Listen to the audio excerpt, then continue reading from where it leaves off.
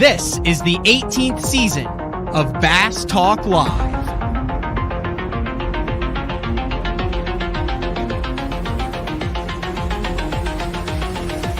With your host, Matt Pankrat.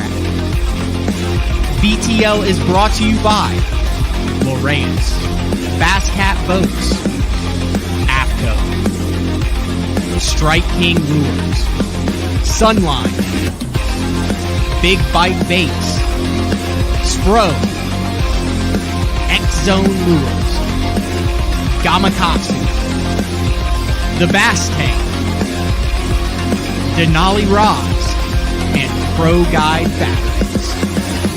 PTL, coming at you!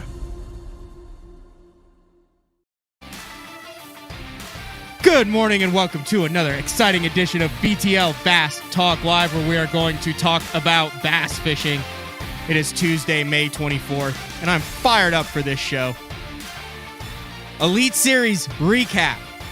Lake Fork, 4th Century Belts passed out, and I teased it a little bit yesterday.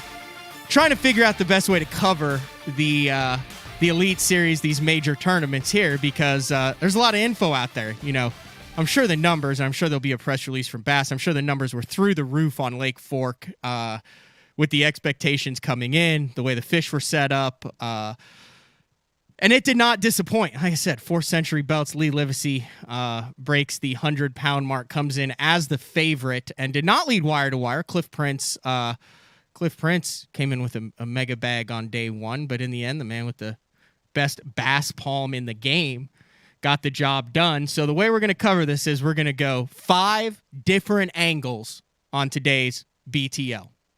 Hopefully we'll get Brandon Palaniuk on. I know he's working with a little bit of Wi-Fi technology. Mercer's out. He had some severe storms, had to fly all night, but we've got Lee Livesey, who won the tournament. We'll talk to him. Then hopefully Palaniuk, who had his first 30-pound bag, finished second in the event and got the Century Belt. Then these next 2 guests that we're going to have on today really intrigue me. Chris Zaldain and Daryl Gleason.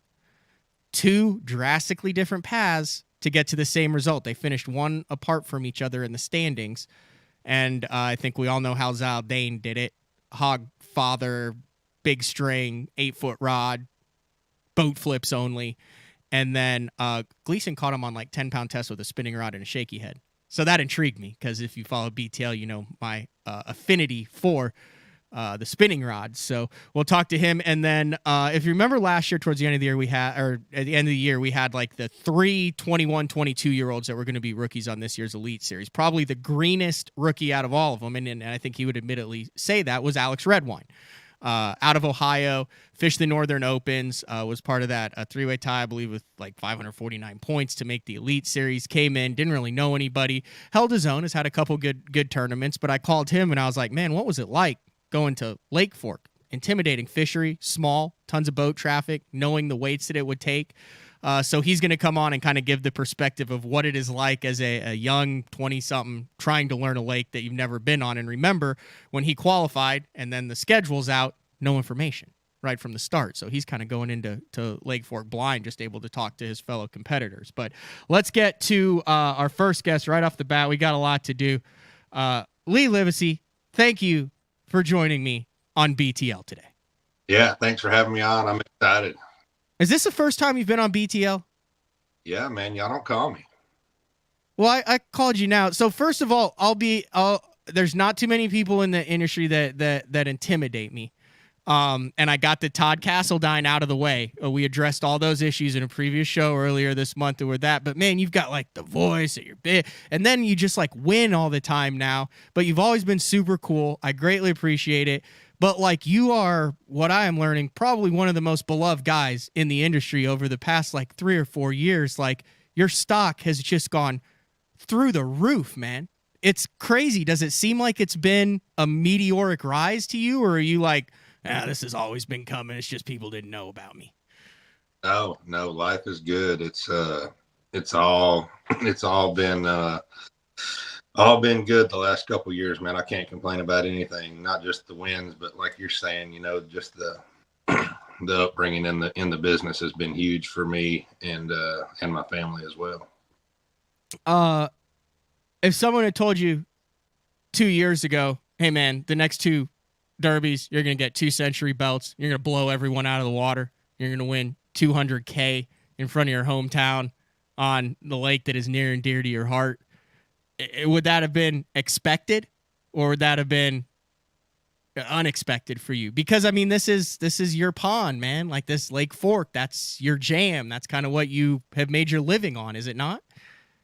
Yeah, and man, I know how small Fork fishes personally, just because of the time I've spent out there. So that's where I always say, man, it's so hard to win on Fork because it's little. First of all, it's little bitty, but second of all, there's guides and locals on everything all throughout practice, like 40 or 50 guides out there every day. So I mean, you can literally drive around and get a guide trip on every hole on the lake or every show bar every day of practice. You know, you might not know what's great or good, but you can see where most of these guides are setting up to try to catch them at least. So it's really mentally tough for me knowing that everybody can get a little bit of information, just doing that, and it makes it tough. And, I can't hide anything because I've got to go find fish too. Fish aren't just always on the same spots. And it's like the worst week of my life when we fish Lake Fork, but the last 2 years, it's been one of the best days, and the best thing that could have happened for me is winning Chickamauga before I won Fork, and then winning that Open before I won this one. So everybody's not just like, oh, he just wins on his home lake. That's the best thing. You mentioned how crowded it is, and if you watch Bass Live, you can see that. I mean, dude, even when there's not tournaments, you just hear not like horror stories, but like all the good on the water throwdowns. It's like Lake Fork between guides and the locals and everything. Would you you have to learn some serious diplomacy to be able to navigate your way around that pond with money on the line. Like over the course of the tournament, like how many other fans, guides, weekend fishermen, and competitors do you think you had interactions with? Positive. I'm just saying, you see what I'm saying? Like, I mean, usually you can go a whole tournament and talk to maybe 2 or 3 other guys, but like you're talking to 2 or 3 other guys like every stop on Fork, aren't you? You can. I didn't have many problems this time. I had one. I'm not even gonna get into that. I had one problem with one guy, but it was off the water, not on the water. It was pretty good this time. I have enough stuff to look at. Or I thought I did. I caught fish where I never caught fish before, but won the tournament for me. So it was. Everybody knows Fork's a struggle to fit in at the right time, like you're supposed to. And we've been there. This is the 4th time, so all 99% of these guys have been there and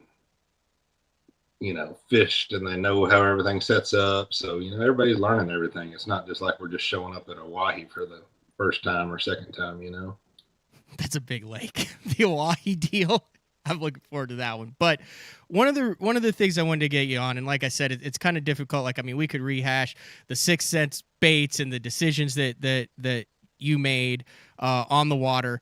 I would encourage everyone. I know you're going to be on Mercer's show. I think that comes out tomorrow. And then Jake, the cameraman, it's like an hour-long breakdown. I know that's going to be really cool, and I'm looking forward to that. But I want to touch on the fact and I think what's even more impressive is when really high-end achievements are made to look easy, and people don't understand the difficulty that goes into it. And going into an event on a home fishery where you are expected to not only do well, you were expected to blow everyone away. Maybe have Keith Combs or Chris or a couple other guys maybe push you, but going in as a heavy favorite for so many years, especially early on the Elite Series, we called it the Home Lake Jinx.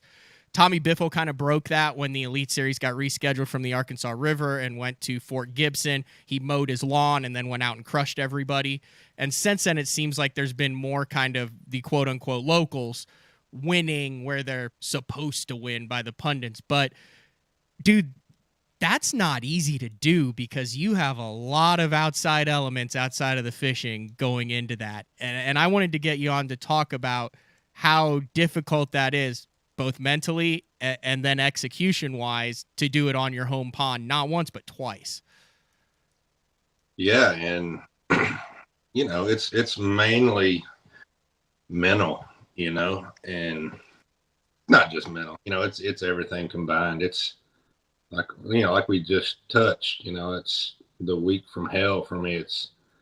I enjoy it all at the same time. I've got a huge crowd of people that come to the event from all over the world. Those aren't locals, a couple of them are. Those are little bit of family and people people are flying in from all over, and they expect this victory and this big party every night and these cookouts, and we accommodate everybody no matter what, win or lose. And you got that going on. You got all the guys calling for shows and reports, previews, and what's it going to take. And then you have got all the other calling you, what's it going to be like? What do I need? And I'm like, I don't even know, and then we get there the first day of practice this time, and there's a 1,000-boat tournament going on the first day of practice, and our guys out there. So in my mind, there's a 1,000-boat tournament the first day of practice. They had the Legends of Lake Fork Big Bass 3-day tournament. Oh, no kidding. We started on Sunday this time. They had an off day Wednesday.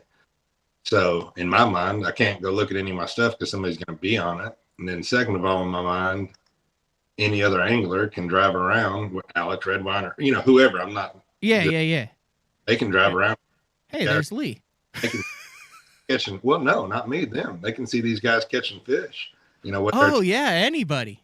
Whether it's a guide or just a really good local, you can just kind of cruise around. Okay, there's a guy sitting on that point, a guy sitting over there. Oh, they're catching, it's just free guide trip. Whether it's good or bad, 90% of them are bad, but, somebody's going to see something that's good. Just not that they're trying to do it. They're just going to see it.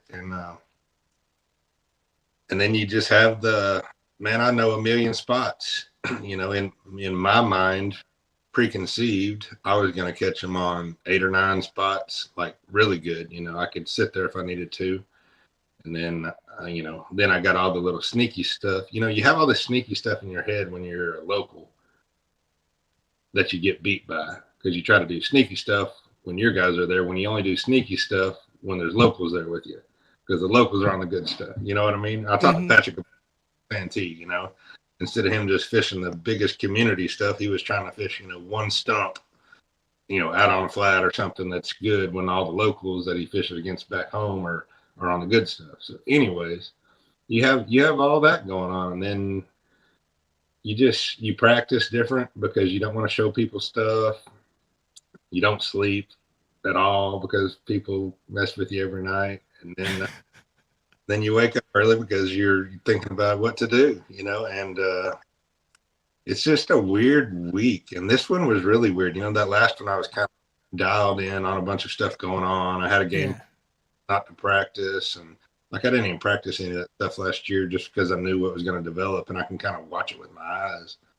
This time, man, we were in the downside of a moon phase, and I knew those schools were going to get depleted. Just the pressure wasn't going to help, don't get me wrong, but that side of that moon phase, just those schools will just disappear for like a week, and they did. I talked about it with Mullins and a couple other guys, and a bunch of guys, obviously. I probably had 25, 30 big schools that I thought I could catch 25 to 35 out of. And when I say they all disappeared, I mean they all disappeared. Like Brian New had one of them. Mullins and Josh Douglas had one, and they ended up disappearing. Paul Mueller sat on my best spot most of the time. And, dude, stuff just goes right. And like those first 2 days, I don't ever catch them early that time of year. I don't guide that early. I usually guide in the afternoon because the fishing's so good in the afternoon. So I kind of got lucky and found those couple big bags and got what I got out of them. And then I didn't have anything except that one spot that I'd never fished in my life. I'd never even looked at it in my life. The first day of practice, I thought, man, I might not even practice today. Do the biffle deal. I was like, no, I feel like a piece of crap. I'm lazy. So I got up and just went idling banks and creeks that I've never idled before, and just came across this one spot. I wasn't far from where Gleason was fishing. Gleason fished the whole time behind me. And I saw, just some fish on a tree that kind of looked like bass, and they were kind of dotted up on the bottom behind it. I was like, man, if that's bass, might be set up where you can catch a couple of them. But they kind of look like catfish. It looks like somebody had been putting range cubes out on a tree to catfish, and there's a bunch of catfish right underneath it. So I didn't fish it that day because it's first day. I never even made a cast the first day of practice. Well, second day of practice, I came back to that spot, just talking about this spot in general, how it ended up going down. And I made 2 casts with a jig outside of that tree. I could see him on my 360 and caught 2, like a 2 3/4 and like a 3 3/4. And I thought, oh, you know, little 14, 16 pound hole. If I need to come get one, I might get lucky and catch a big one. And I ended up catching every fish the final day off of that spot, and every fish but the 8 pounder the third day off that spot.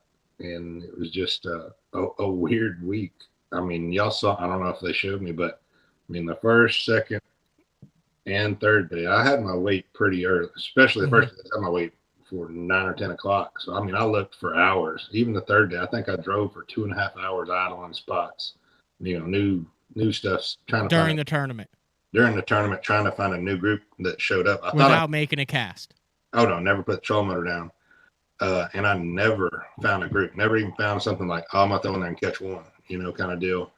And I ran juice. Trust me, I got it. And just, it was that weird of a tournament. I felt like, oh my gosh, I have nothing, like literally nothing, you know, because I kind of felt like my morning stuff was depleted, which it was. And that little spot, you know, saved the day for me. The third and fourth day, you know, I got lucky, got an 8-3 out of a group of whites the third day to top my bag off, and then got an 8-3 on that same spot. My last cast, pretty much the final day of the tournament. Okay, so what made you go look at that? You've guided out there. You fished tons of events out there. How have you never fished that spot before? What made you in practice go, I think I'll idle over this? I would assume you've probably idled 98% of that lake that you can idle with a boat. Right. And I honestly don't think I've ever idled this spot before. It's kind of nothing, especially, you know, in just looking at the way the creek lays out there. The bank's just straight, but there's a little bitty, I haven't even been all the way to the bank, so I don't know. There's a little high spot and a little clearing in the trees, like a 30 by 30 clearing in the trees, which are trees underwater. But honestly, I was kind of bored that first day, and I'd idled the whole creek below me, and Corey Johnson was creeping me out, so I drove up to the next creek.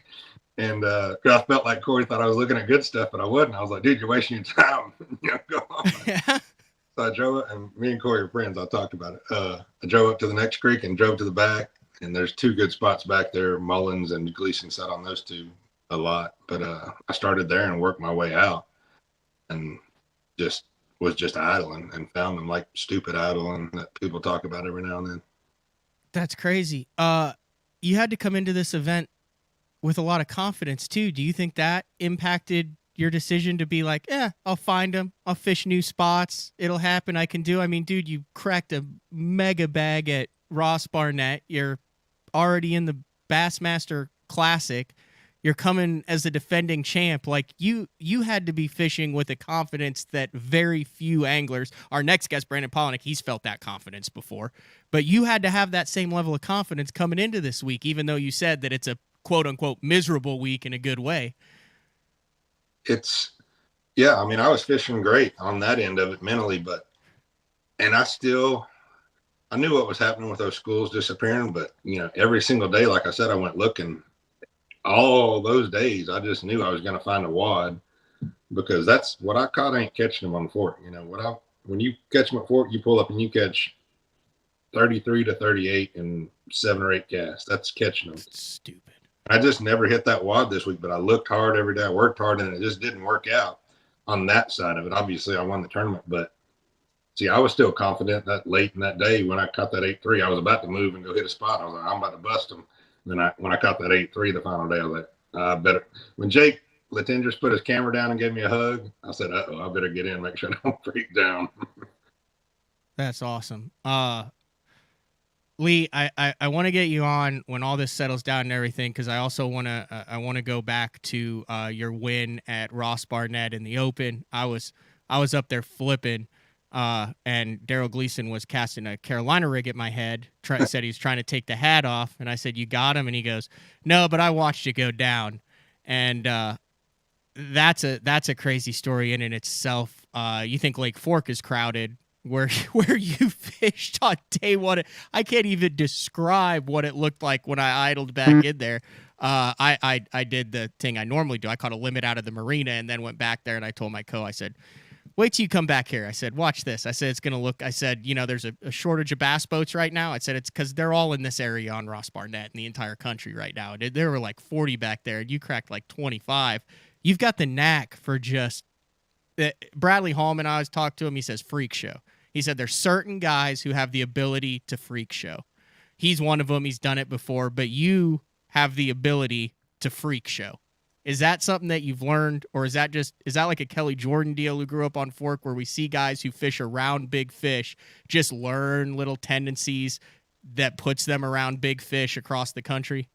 I think, and yeah, I don't know, obviously that's a weird question talking about myself, but I think what you just said about Kelly Jordan kind of makes sense in my head, that I'm from Fork, I'm from Texas, everything's bigger. And I kind of like to hunt just the bigger ones. So I'm always looking for, kind of that Greg Hackney mentality that, he's always fine. He's going to get right. And I always hunt those little bit better than average fish. I'm not afraid to come in with 4 if I think I can catch 4 for 17. You know what I mean? That kind of, you know what I'm saying? I'm not Ross or anything, but that's kind of what I did at Ross Barnett was, I knew how crowded it was going to be, like you said, and I wanted to be somewhere I could put my Raptors down and not move all day and have a shot at catching, big ones and not just fishing down the bank.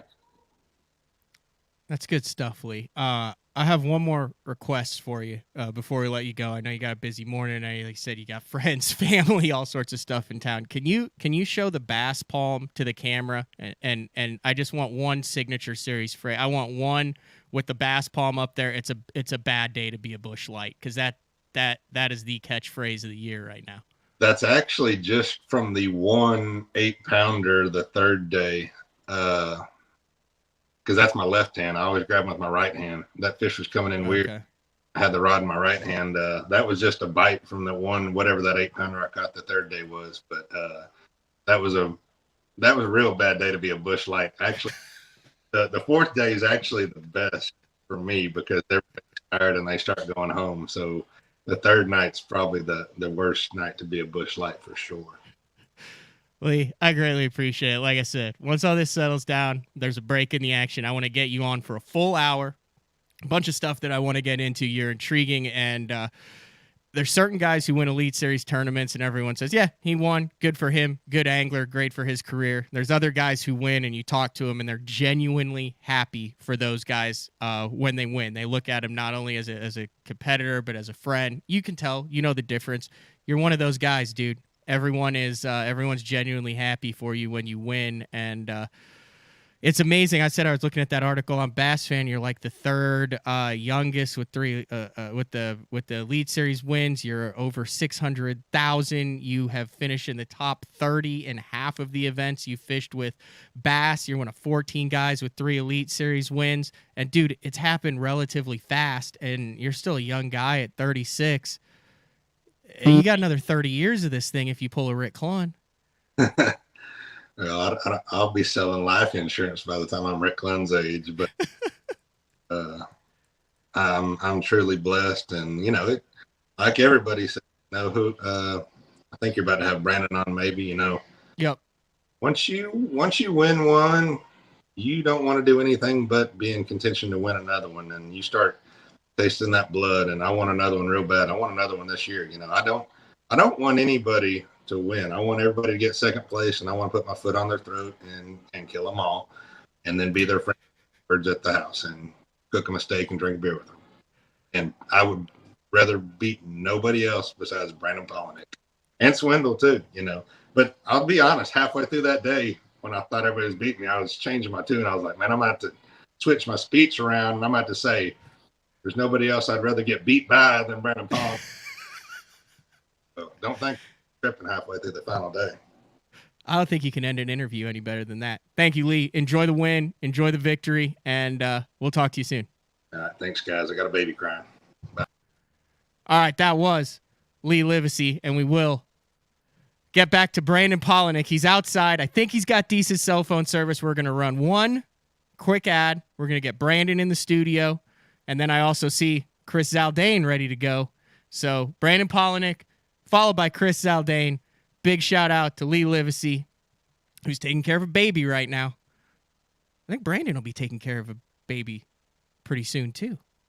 We'll be back, BTL, on a Tuesday.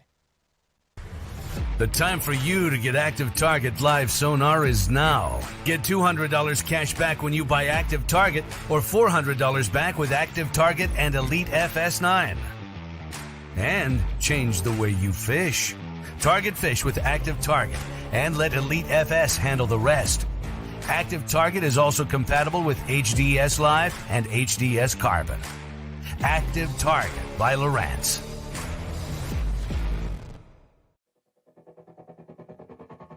The new Puma STS has been redesigned from the ground up. With the angler, design, function, and performance in mind, nothing on this new offering was compromised, and the only thing carried over from the previous version is the name. Based on the Soft Touch series hull that started with the flagship Jaguar, this new model is nimble and performs incredibly well at all speeds with either a 250 or 300 horsepower engine. Featuring a new 96-inch wide-body footprint, this hull measures out at 20 foot 7 inches in length. Industry-leading design coupled with tournament-winning performance. The Puma STS from Basscat. Feel the rush.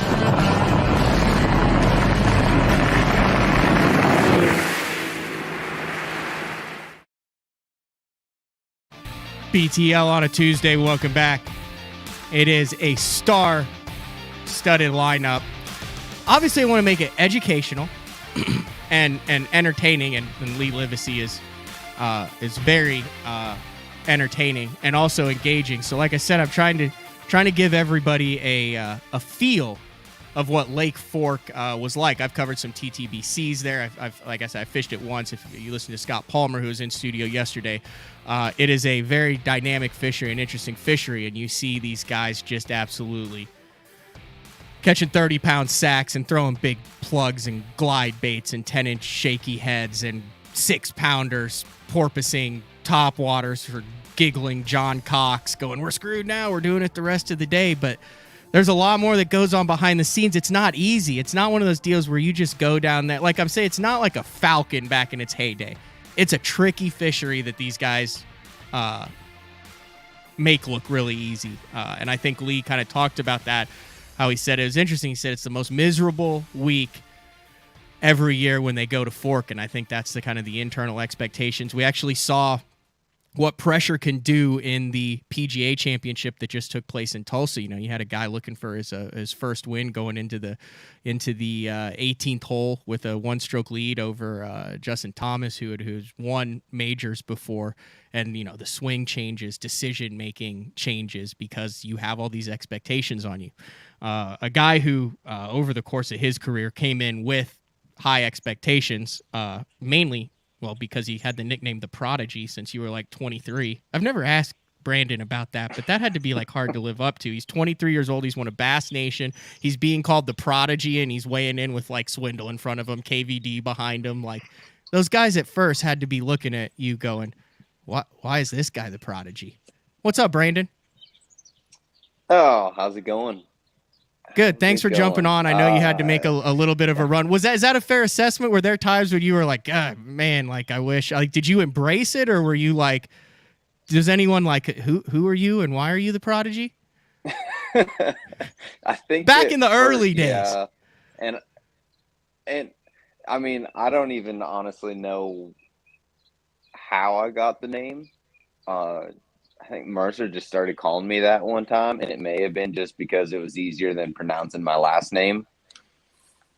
So I'm not 100% sure, but it definitely gave me motivation that I had something that I had to try to live up to. Couldn't let him down. You got a 30-pound bag. Had you had a Century belt before, or was this also your first Century belt? First Century belt. And first 30-pound limit.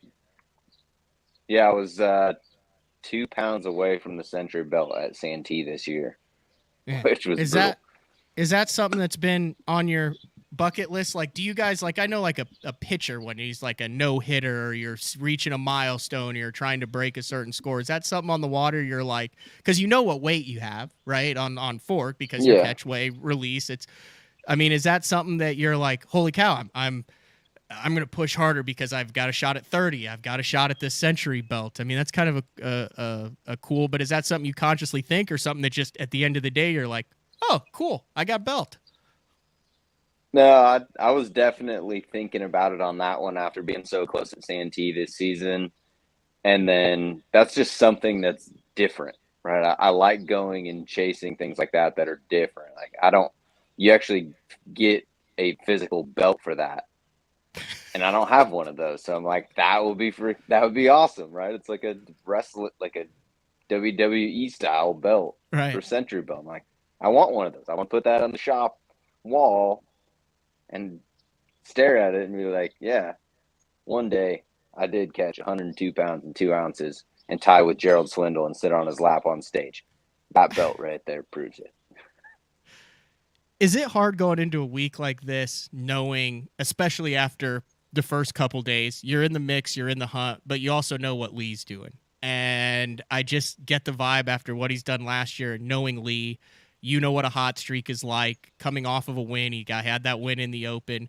Is it mentally hard going out knowing that you're going to have to track him down with probably two of the best days not probably, it would have had to be to track him down. You would have had to have the two best weight-wise tournament days you have ever had over the course of your career. Is that a mental block there, and do you kind of change your strategy knowing that you need mid-30s to just keep pace? No, I loved it. Absolutely loved it because I knew it. To me, it made the decision-making process easier, right? It took away all of the like, oh, I just need to go catch 20 pounds. It made there was really only one decision, and that was just to absolutely go blast him. Don't save anything. There was none of that. It was like, just go catch as much as possible. And to me, going out that final day, it made it super exciting because I felt like I was around the right fish to be able to do that. It was just whether or not they were going to bite. I didn't know. Every single day I went out, I knew that I had the quality of fish located. It was just whether or not I was going to show up at the right places at the right time to be able to catch those fish because they were moving so much this week. Talk about Lake Fork as a tournament lake, because there's a ton of tournaments on there. It's a slot lake, 16 to 24, 26 inches. Texas Parks and Wildlife manages it. It's the third or fourth time that you guys have been here, but that is a completely different animal, pressure-wise, spot-wise, moving around, decision-making. Is it one of a kind when it comes to figuring out the best strategy to attack Lake Fork? Can you throw a lot of the other stuff out the window that you learn over the course of your career when you get down to Quitman, Texas? It's definitely a different animal. I think the fact that Texas Parks and Wildlife has done such a good job of keeping it as healthy as it is, one of the biggest things, right? One of the biggest things as a tournament angler is you have to know going into an event what weight you need, like what that target weight needs to be for the cut, to win, all of that, so that when you're practicing, you're actually finding the right quality of fish that are going to help you out in the event. So when you come to Lake Fork, if you're just catching nothing but 3-pounders, you're not even going to have a shot at cutting a check. You're not even going to finish in the upper half of the field. And so just by knowing that, it changes your process, right, of like how you look at it, knowing that you may need to change some things. You may need to throw some bigger baits to get those bigger fish to bite. And there's so many of them, but then you throw in that pressure aspect, they can be really difficult to find. And I think every single time we've been here, it's fished differently. It doesn't matter if the water's up, down, different times of year. Like, even if you come at the same times of year, these fish act just a little bit different every single time we come.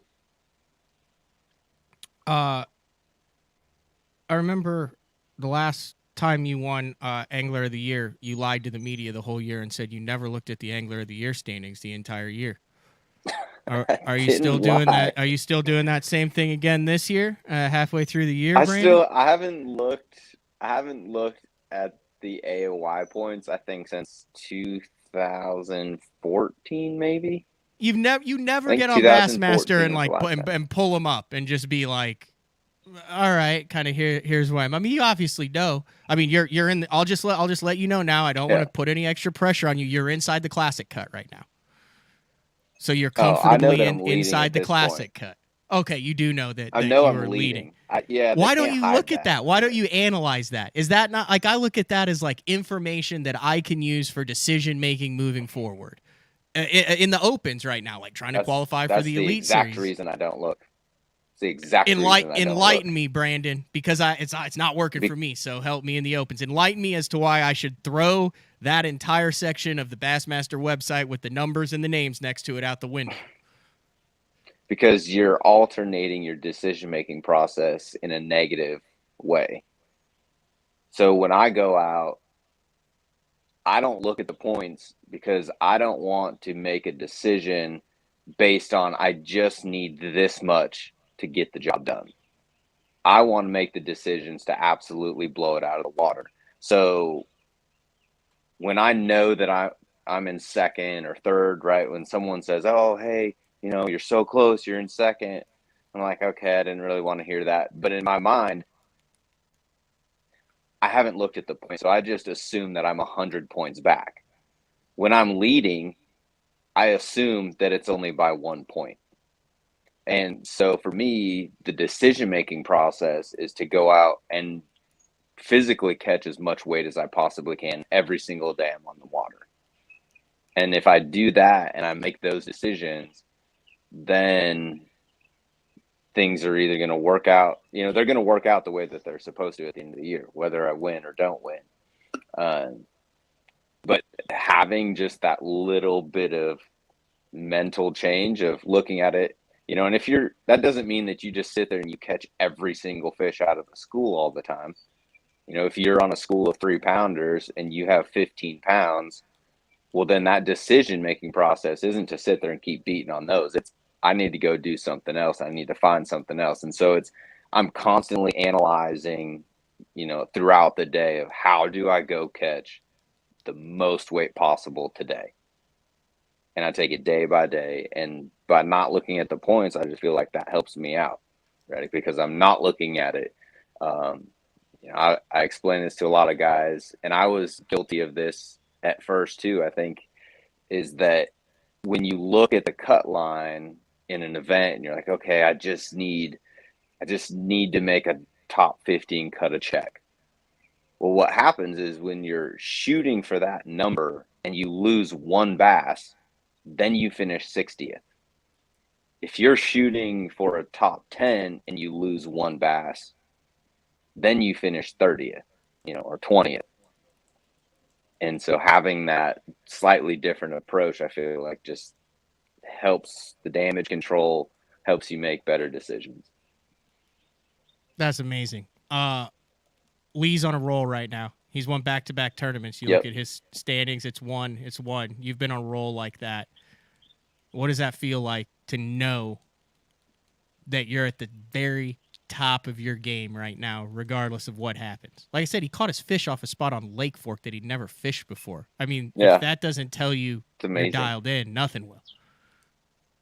Yeah. What does that feel like? The best thing is just, I think it's where you sit mentally.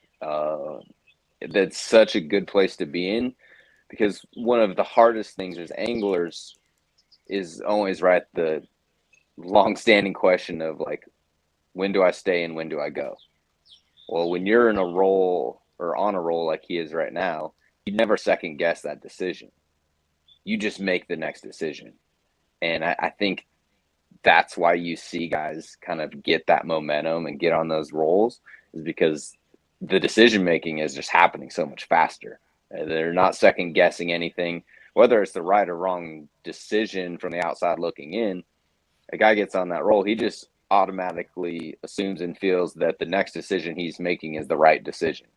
And there's so many different ways to catch a bass on any body of water at any given time.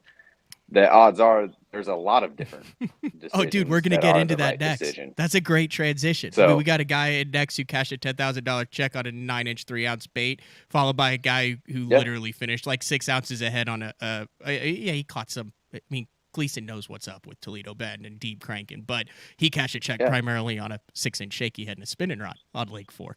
Same result. I mean, and that's Lake Fork, right? I mean, but every guy, that's also why I love this place, right? You can fish your strengths.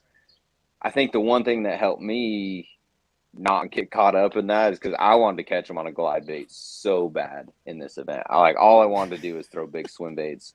And when I came and dropped my camper off after Chickamauga, I fished one day out here and I was like, oh, I'm going to go idle around. I'm going to try to idle some new stuff, look around.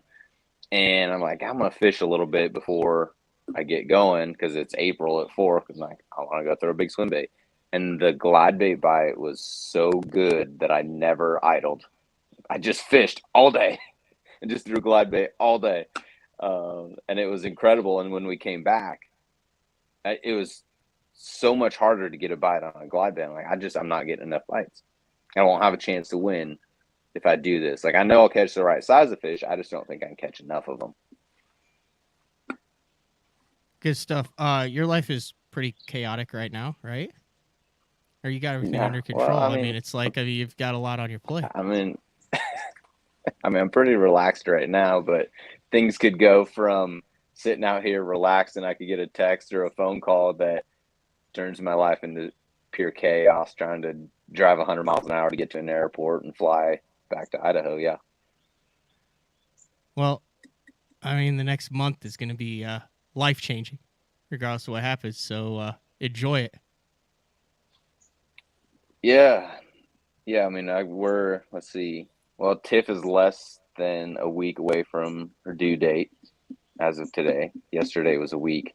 So first day of practice, she's due with our first child. So, I mean, this week, like last week, it was like, okay, we're still far enough away. It wasn't too stressful.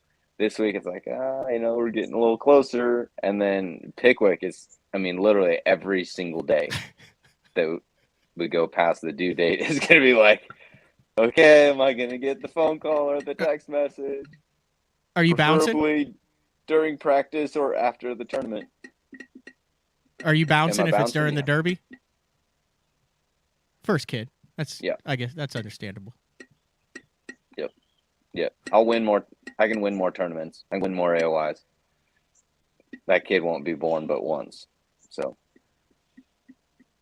I'll bail. That's great perspective. And that's been some of my motivation this year. Like, I got to catch him good enough in the first 5 events or whatever, so that if I have to miss Pickwick, I can hopefully come back after and at least still make the classic. It's kind of been motivation. That's not what you really want to say. You think you can win Angler of the Year if you miss Pickwick because the year you won Angler of the Year, didn't you finish like 103rd in Florida to start the year off? Oh, I literally would have been better off not going to Okeechobee and just, saved the $5,000 entry fee and all the gas and you money. Still won Angler of the Year, I got so you 4 basically points missed and a won tournament, by 14. Right? Yeah, so you can still. Yeah, but my next next worst finish after that was.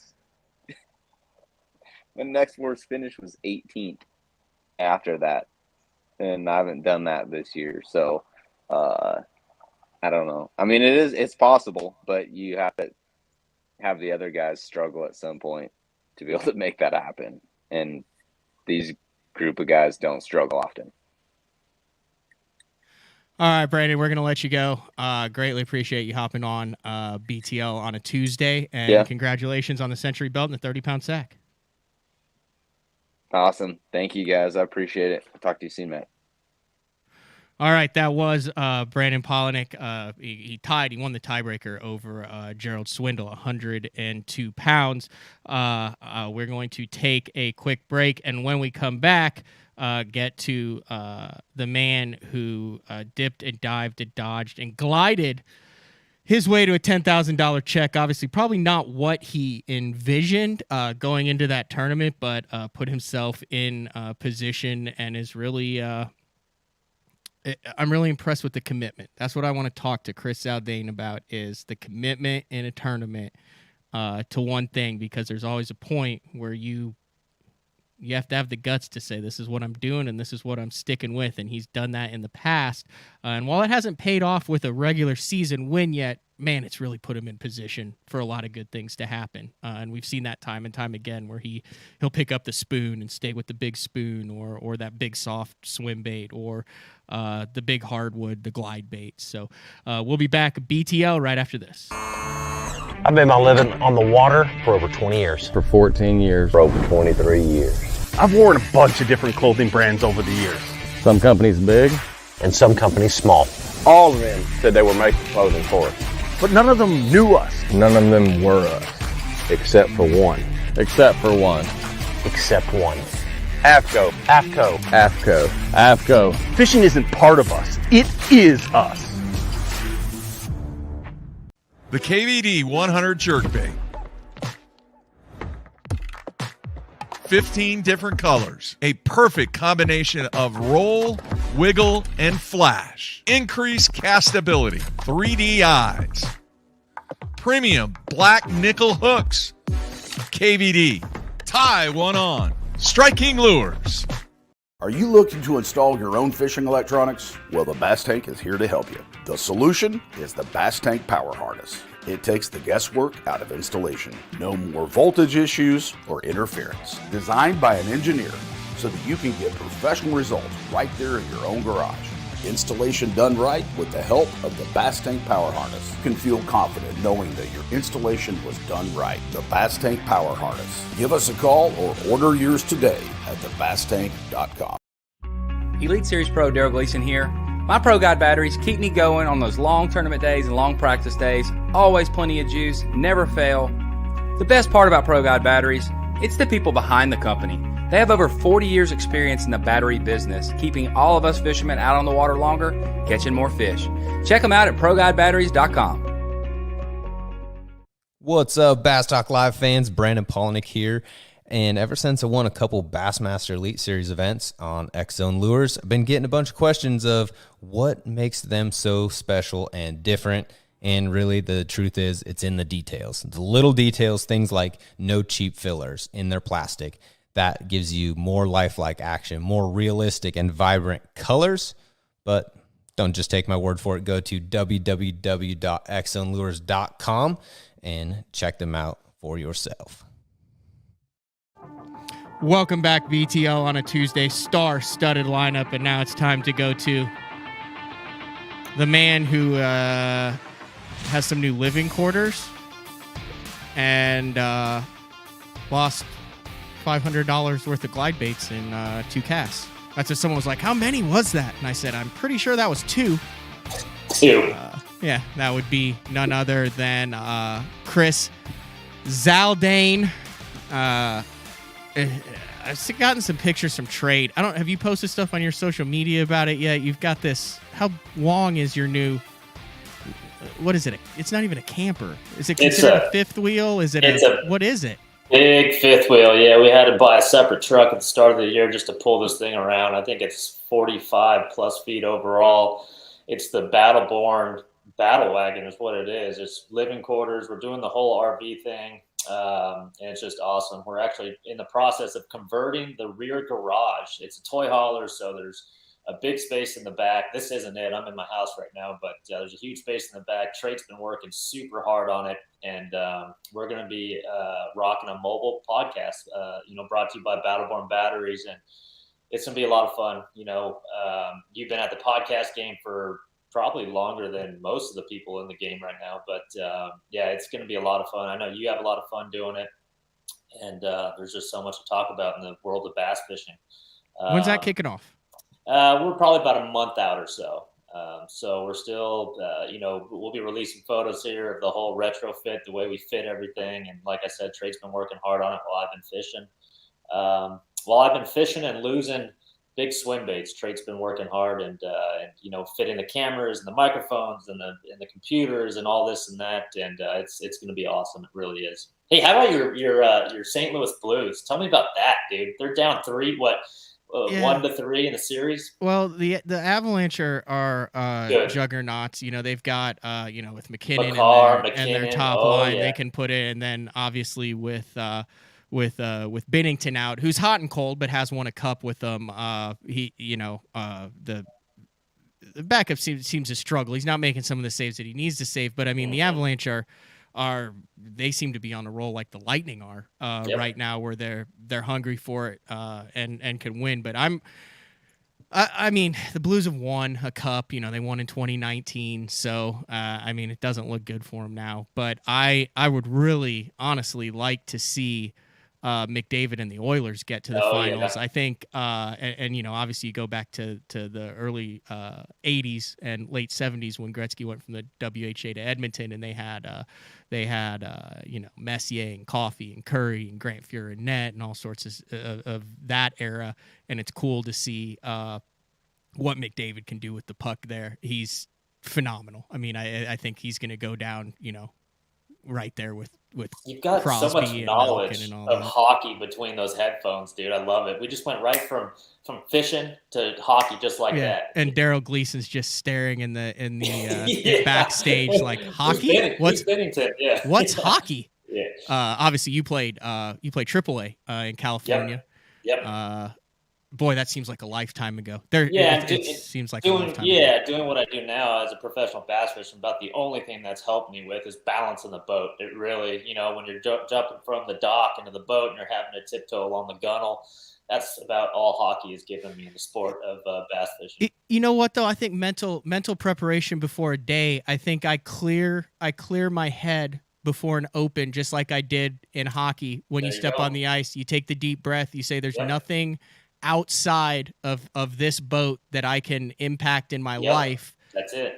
For the next 8 hours, just like the next 3 hours, there's nothing outside of this rink that I can impact in my life. I think that mental, that competitive instinct allows you to kind of clear your head and look at it from a game, a sport, as opposed to just going out and trying to catch fish. That's a good point. And that not only hockey, anything, all the guys, there's a lot of athletes on tour, nutrition, dieting, all that stuff. But that mental tough. You look at Brandon. He was all-state wrestler, and then state champ wrestler, state champ, and then Lee Livesey.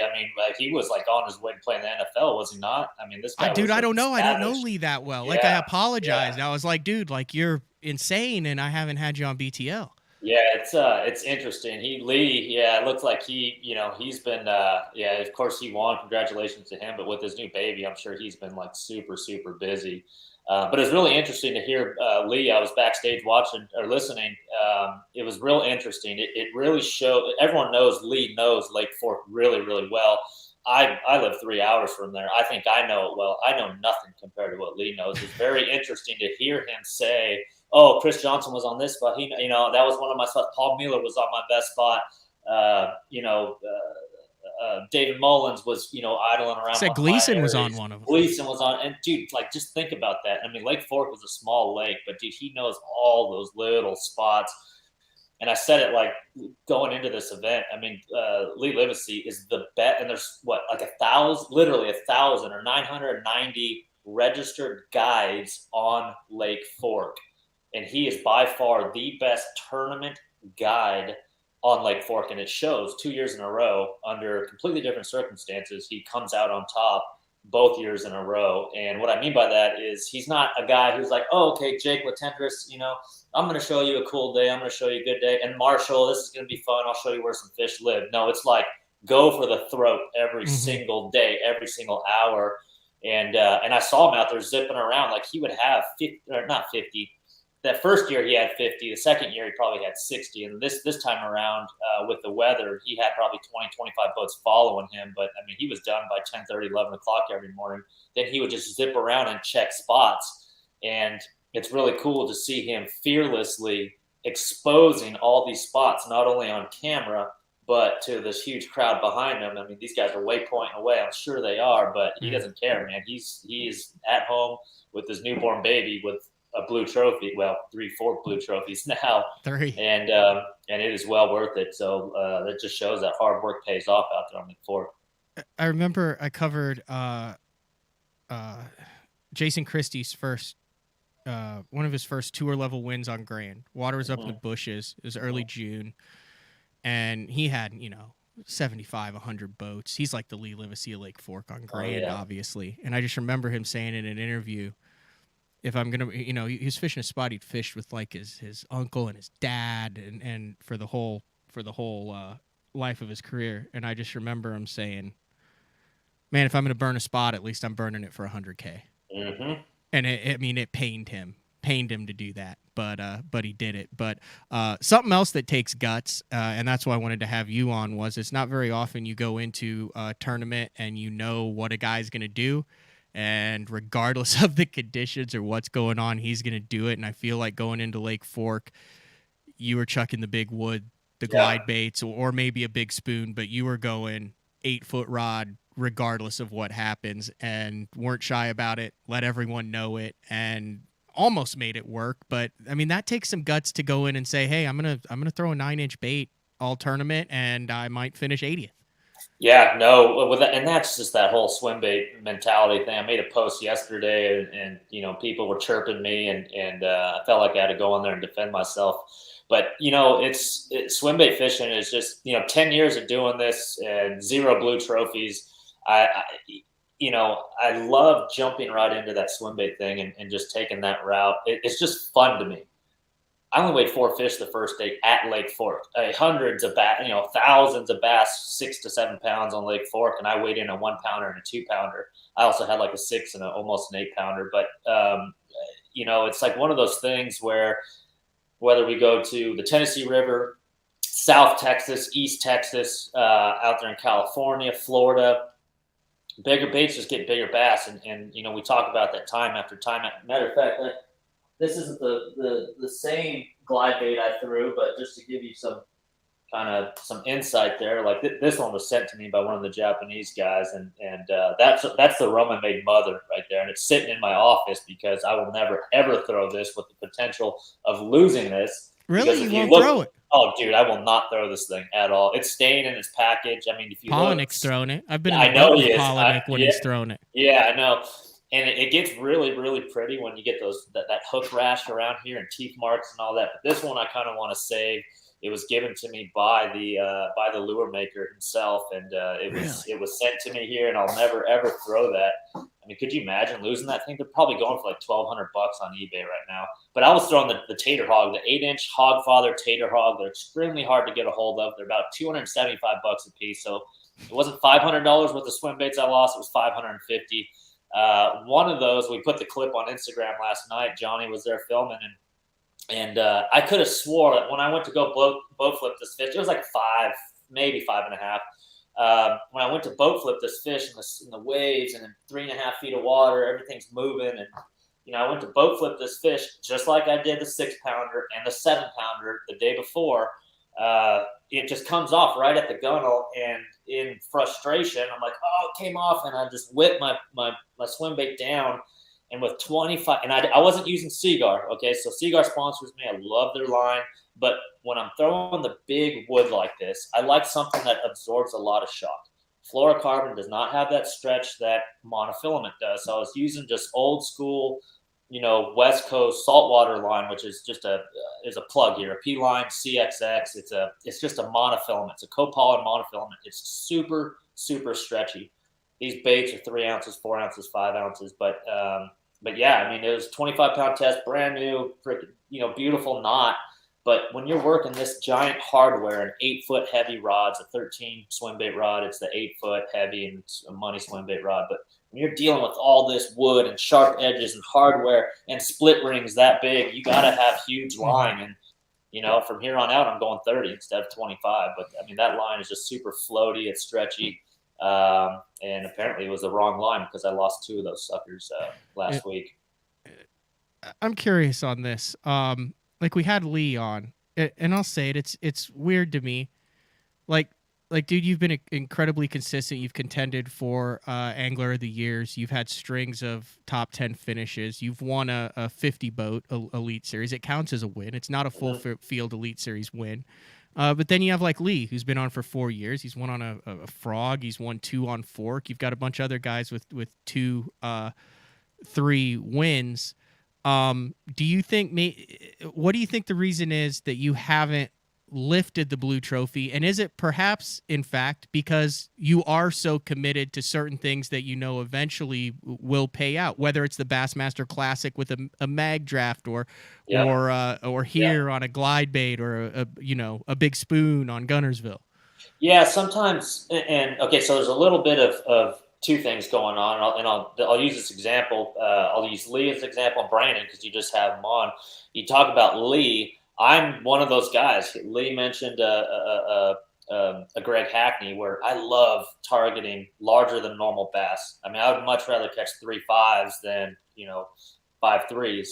And I love fishing those real obvious looking spots that everyone fishes, but fishes with a jig or a crankbait or something that everyone else throws. I don't like doing that. I like going for that larger than normal fish. But I would say, like your other guest, Brandon Palaniuk, I don't know that I'm as calculated. I don't take it, 3, 4, 5, 6 steps ahead. I don't look at day 4 when I'm competing on day 1 with this giant glide bait. I'm like in the moment, in now. I want that 8-pounder.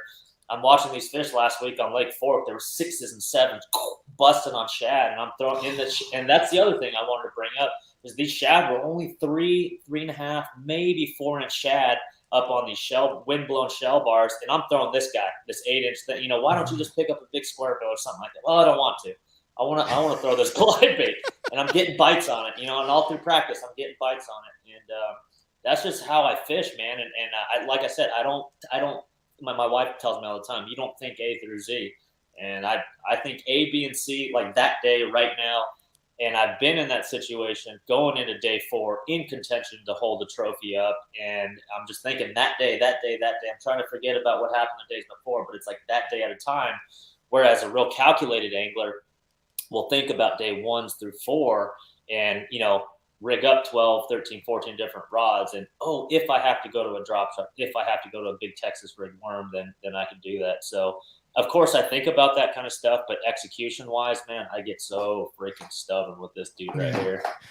But I don't feel like you lose sleep over it. I don't feel like after one of those events you go, man, I should have picked up a shaky head. I should have picked up a square bill. I think it feels to me, and correct me if I'm wrong, but it feels like you're at peace with those decisions. I totally am. My passion, I'm just so passionate about there's just something about convincing, a 10-year-old living creature that lives underwater, convincing that thing to wrap its lips around something fake, like wood, like that. It's just so intriguing to me because the way I'm working this thing, making it look real and having that thing commit and doing it in a tournament with the potential of winning $10,000 to $100,000. I mean, that's the ultimate right there. That's what really, keeps me going.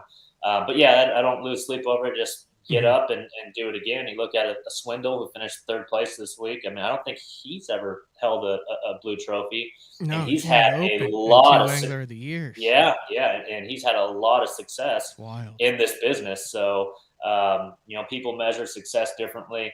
I love to measure my success with that swim bait, and it's like you said, it's led to new projects like working with the Guggen guys and the Bass Mafia boys. We're working really hard on kind of a groundbreaking swim bait here. I've thrown them all. I've thrown a lot. Soft, hard. Give us a tease soft. here. Yeah. We're going soft. And off air, I'll send you a couple of samples here. But I've got a meeting here tomorrow, Thursday. I'm going into the Bass Mafia office there, and we've got some samples of some really, really cool stuff. And it's something that we've never seen before. So it's people are calling it the rough draft. And kind of similar, there's some good things about that swim bait. We all know that, and there's some bad things too. So we're kind of addressing that. And my goal is to get viewers like you all to get hooked on this swim bait thing.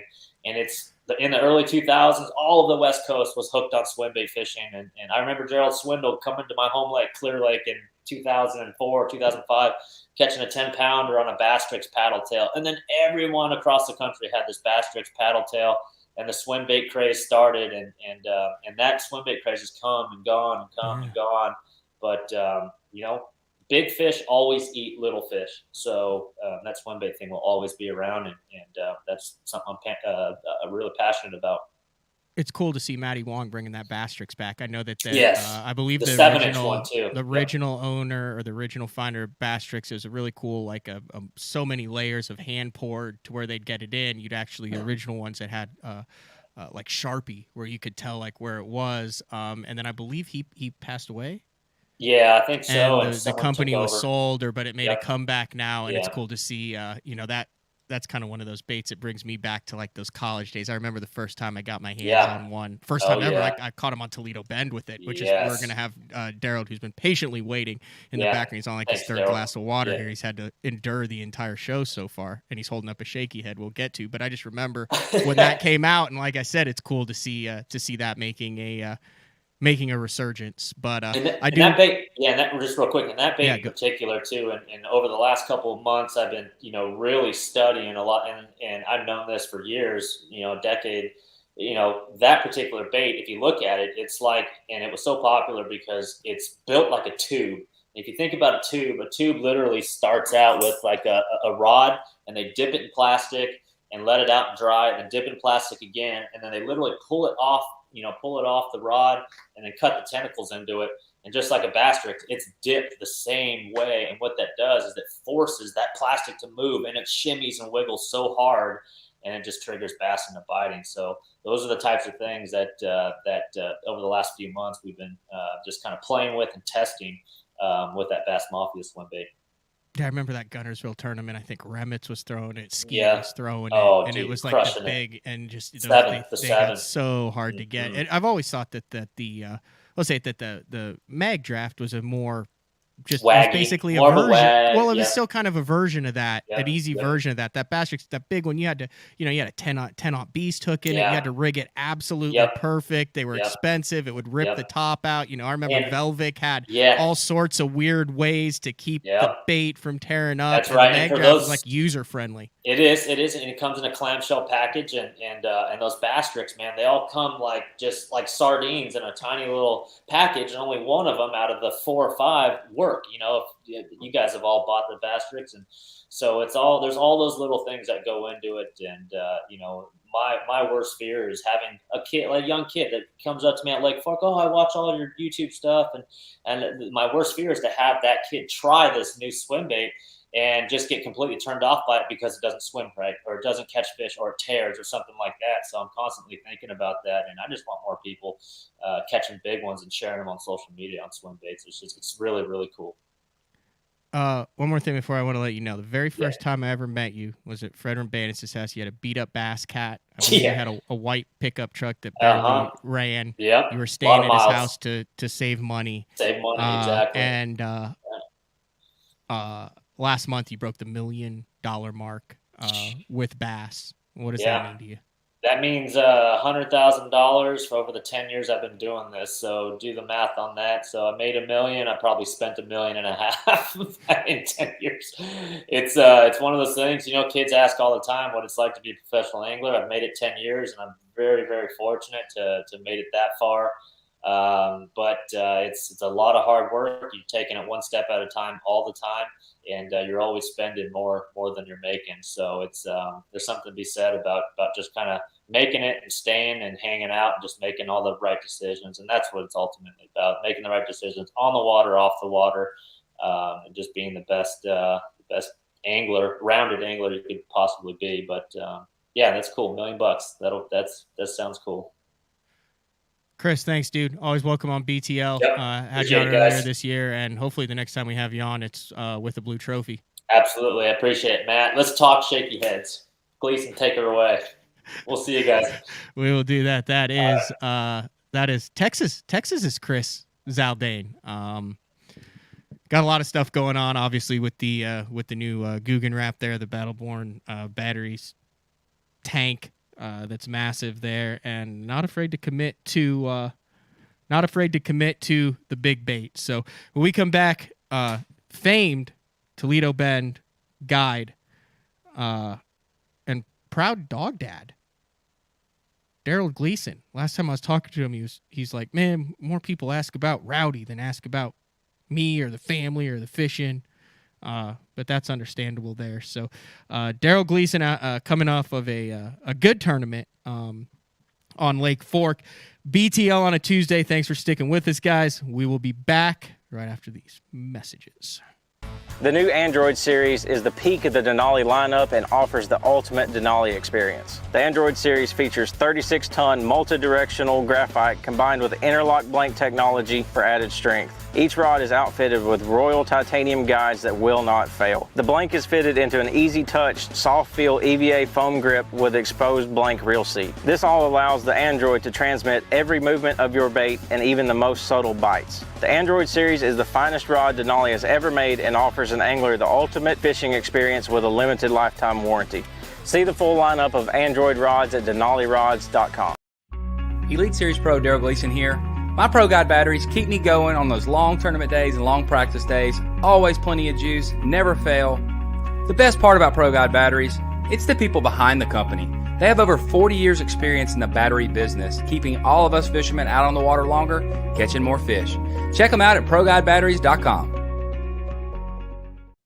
Vibrating jigs are a great choice for any time of year, and the Kamikaze Swim-On is a perfect match for any vibrating jig. Two sizes and the unique tail design gives it a bait fish profile and a great swimming action for realism. There are 17 colors. See them all at BigBiteBaits.com. The Spro Little John crankbait has been around for almost 15 years, and it is one of my go-to crankbaits whenever I need a fish in the boat, so you can never have enough new colors. That's why Spro's coming out with a handful of new colors, including Pearl Shad, which has this bleached out white look, but it's got this pearlescent, really, really pretty. We've got Copper Shad, which looks amazing in the water. It's got that purple flake on the back, really, really pops in the water. And then if you want some real pop, we've got Sparkle Shad, nothing but sparkles all over this thing.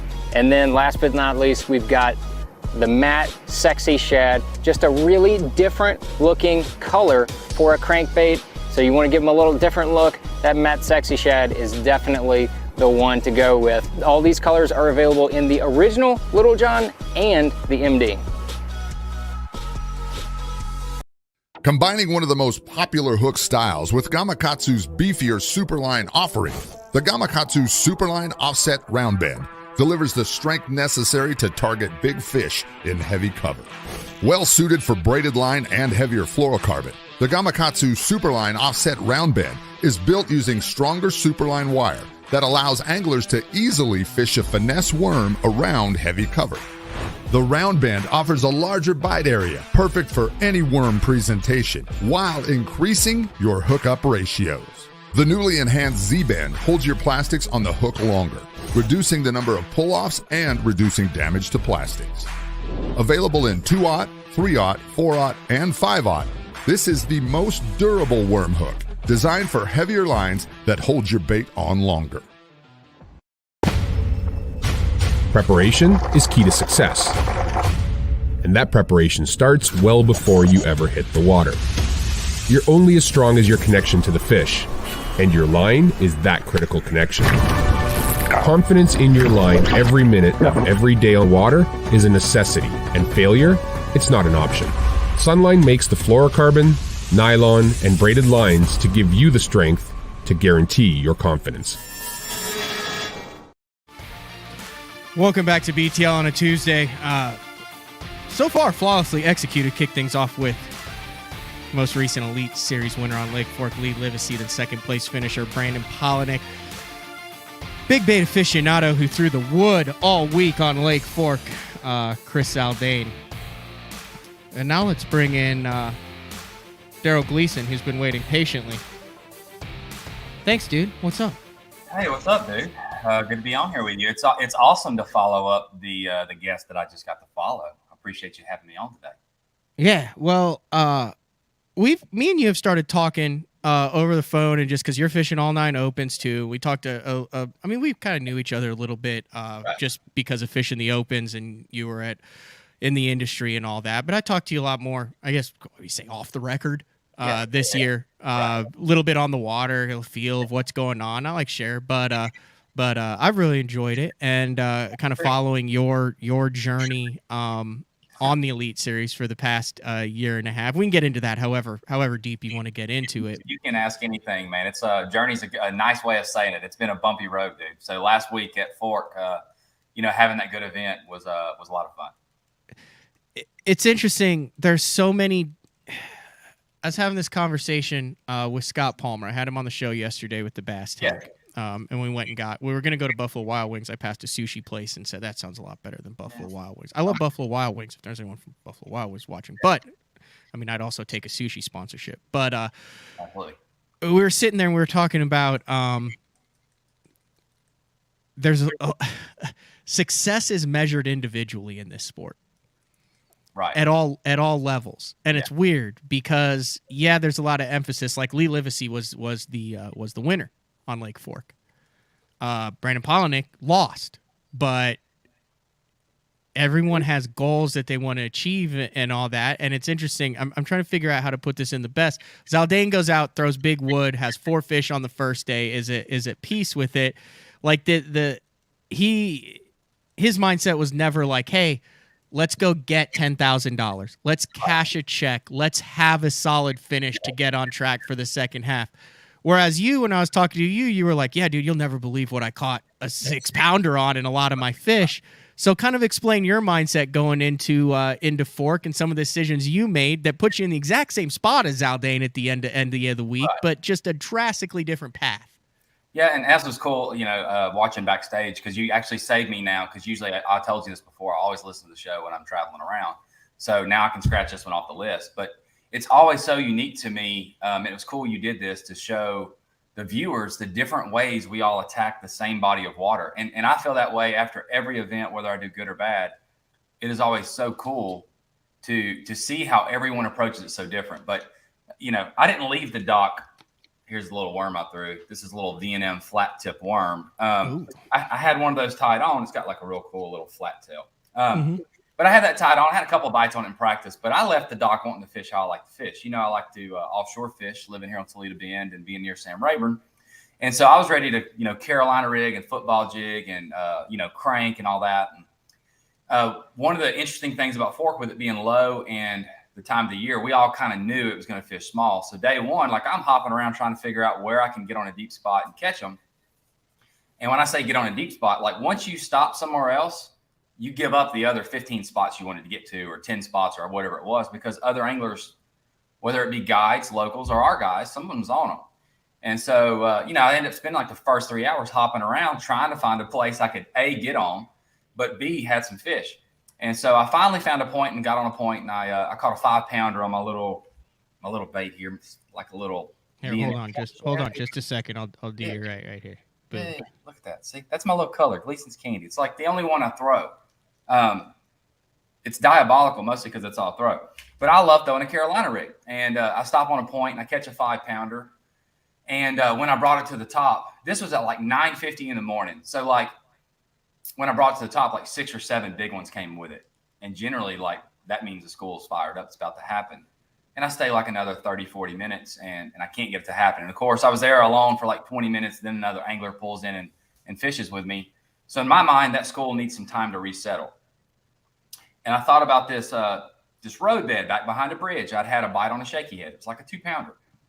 And I think me and you sometimes have the same philosophy. Like I like to hear the live wells going. Like I like to have a limit. I like to catch some fish, because my brain will just go nuts. And especially when every hole you want to get on has someone on it, it like drives you crazy. So I wanted to let that school rest a couple minutes.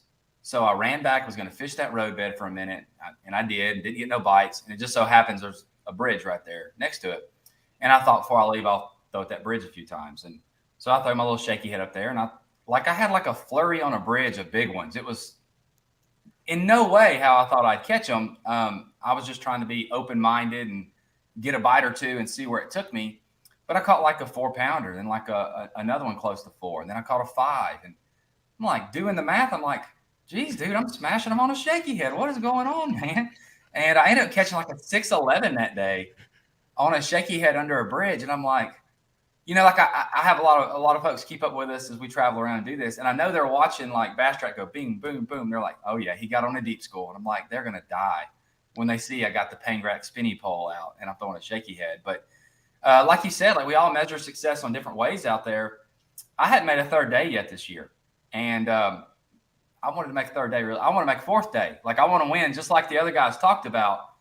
But I just have the mentality. Like I saw like on TikTok, some guys like on social media, people always like chime in. You get this a lot too about the spinning pole.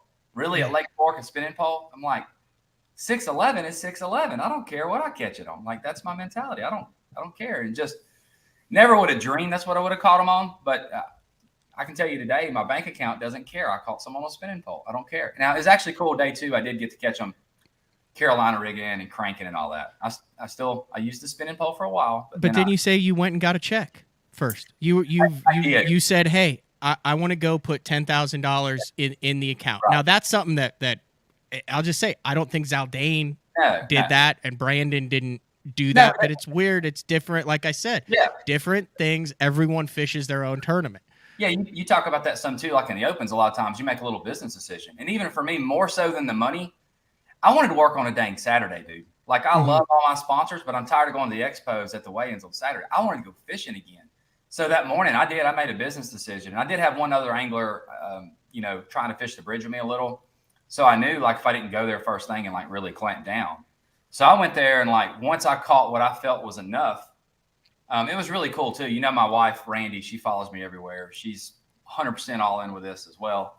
And she come down to the bridge that morning like a little troll, was under there taking pictures of me and all that. And, like I wanted so badly to do well for myself, but for her as well, for her to experience that. But I caught enough. I felt like to get a check there, it was really tough. Like it wasn't great big ones biting. Mm-hmm. And I actually told her, hey, I'm fixing to leave. And I trolled to the outside of the bridge. And I had caught some on the outside corner already. But I kind of was going to go down the bank just a little bit and just so happened to see, like on my Lowrance Active target, like 60 foot away, you kind of see that's what they're doing on the bottom. They're kind of, they're doing the magic fingers, spirit fingers. They're up off the bottom just a little bit. And I saw like a little group of looked like 10 or 15. So I threw a 6XD over there and caught one. And then I had like a 30-minute flurry where like I caught or lost one, like crazy. So it was a little more fun on day 2 getting to actually throw the big rods. But I was pumped to have a good solid derby, man. Like I've had a bumpy road, some hits and misses and stuff the last year and a half. And it's crazy how the sport goes.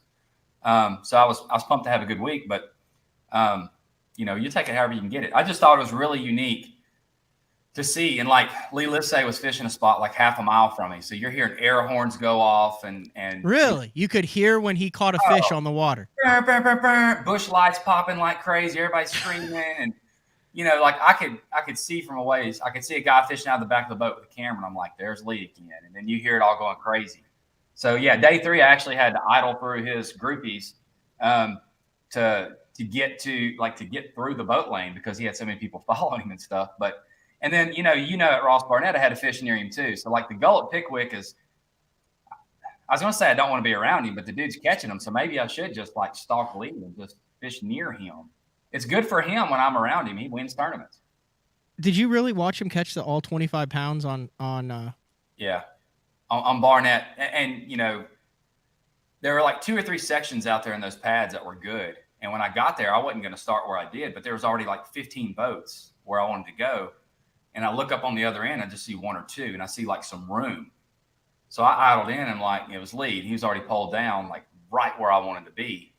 And I'm like, hey, dude, is it, is it cool if I fish around or whatever? He's like, yeah, fish where you want to, man. Like, it's going to get tight. And I said, well, I'll stay to this side of you and we'll carve out a little space. We'll have a little, area to fish. And, I had to kind of move around. And when you say move around, it was so tight. Like I was joking with my co-angler, like, hey, let's make a move. I picked my poles up and moved like 20 feet. This is open water, folks, 200 yards off the bank in a giant bay, by the way. It's not like you guys are on the bank. It looked like a parking lot. It was obscene. It was obscene. And you could tell, like, especially day 1, like Lee was kind of catching them. And you could see in the distance when someone caught fish, get down and land it, go to live. Like, as anglers, you see that. And, I caught a 5-pounder that morning right beside him, and then it went off. And I say beside him, guys, like I'm talking, I could cast in his boat from where I ended up being pulled down. And then there's like another 50 anglers I could cast in my boat and the next guy's boat and the next guy's boat. It fished so small. But he like literally turned the other way and threw out the other way and like started catching them. I had to watch the entire thing. And it made it worse for me and probably better for him because he's spiteful like that he caught him on the Carolina rig, which is what I love to do. He loved it. And he was real gracious on day 2 when they weren't biting at all. He then offered for me to come share the spot. He's like, hey, before you go, you want to throw in here? And I'm like, heck no, dude. I wanted to throw in there yesterday. I didn't want to throw in there today. 35 pounds out of that thing. In 2 yeah. days. And he was like, oh, it don't count? Like me inviting you now? I'm like, no, Lee, no. At some point in the future, I hope I wreck them and you have to watch. But Lee's one of the hardest working dudes in the sport. And, I'm happy for his success. Especially having a little baby girl there. Hopefully he's putting some of that money away and, putting her through college and buying her first house and first car and everything else. Yeah. So I'm very proud for Lee. I will say, like, I want to open here on Toledo Bend on my home lake. And like, I heard him talking about how it's almost like Hell Week. And it is different, dude. Like when I won here, I caught him off a spot I've never tournament fished in my life, ever. Never would have thought. And it's just crazy how things work out that way.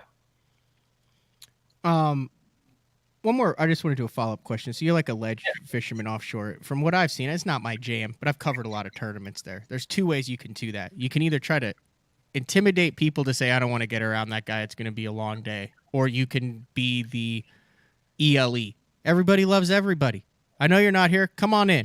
Yeah. And there's guys who do that because then they know they'll always be able to slide into a spot because it doesn't matter. They roll up on a ledge and that guy's like, Jimbo let me in last Derby on Kentucky Lake. He can come on in on Pickwick this time. Like those are really the 2 ways you can kind of approach that offshore game, isn't it? Especially as it gets more and more crowded with the technological advancements. Yeah, and honestly, I try to go the fair route. Like if it's day 1 and you found the fish. Me and some other guys in the campground were talking about this. I'm like, if I'm somewhere that you truly found, like pull in and come up there. I'd rather you come up there and say, hey, I found these fish. Could I fish by you? Or let's work it out, whatever. I'd rather have that man-to-man conversation so we're on the same page. But not everybody operates that way, Matt. You know that. It's like, it's different. I'm not exactly waving everybody in, but if someone needs to fish a spot, I'll do the same, especially for an angler that's done it for me. But man, I'm noticing,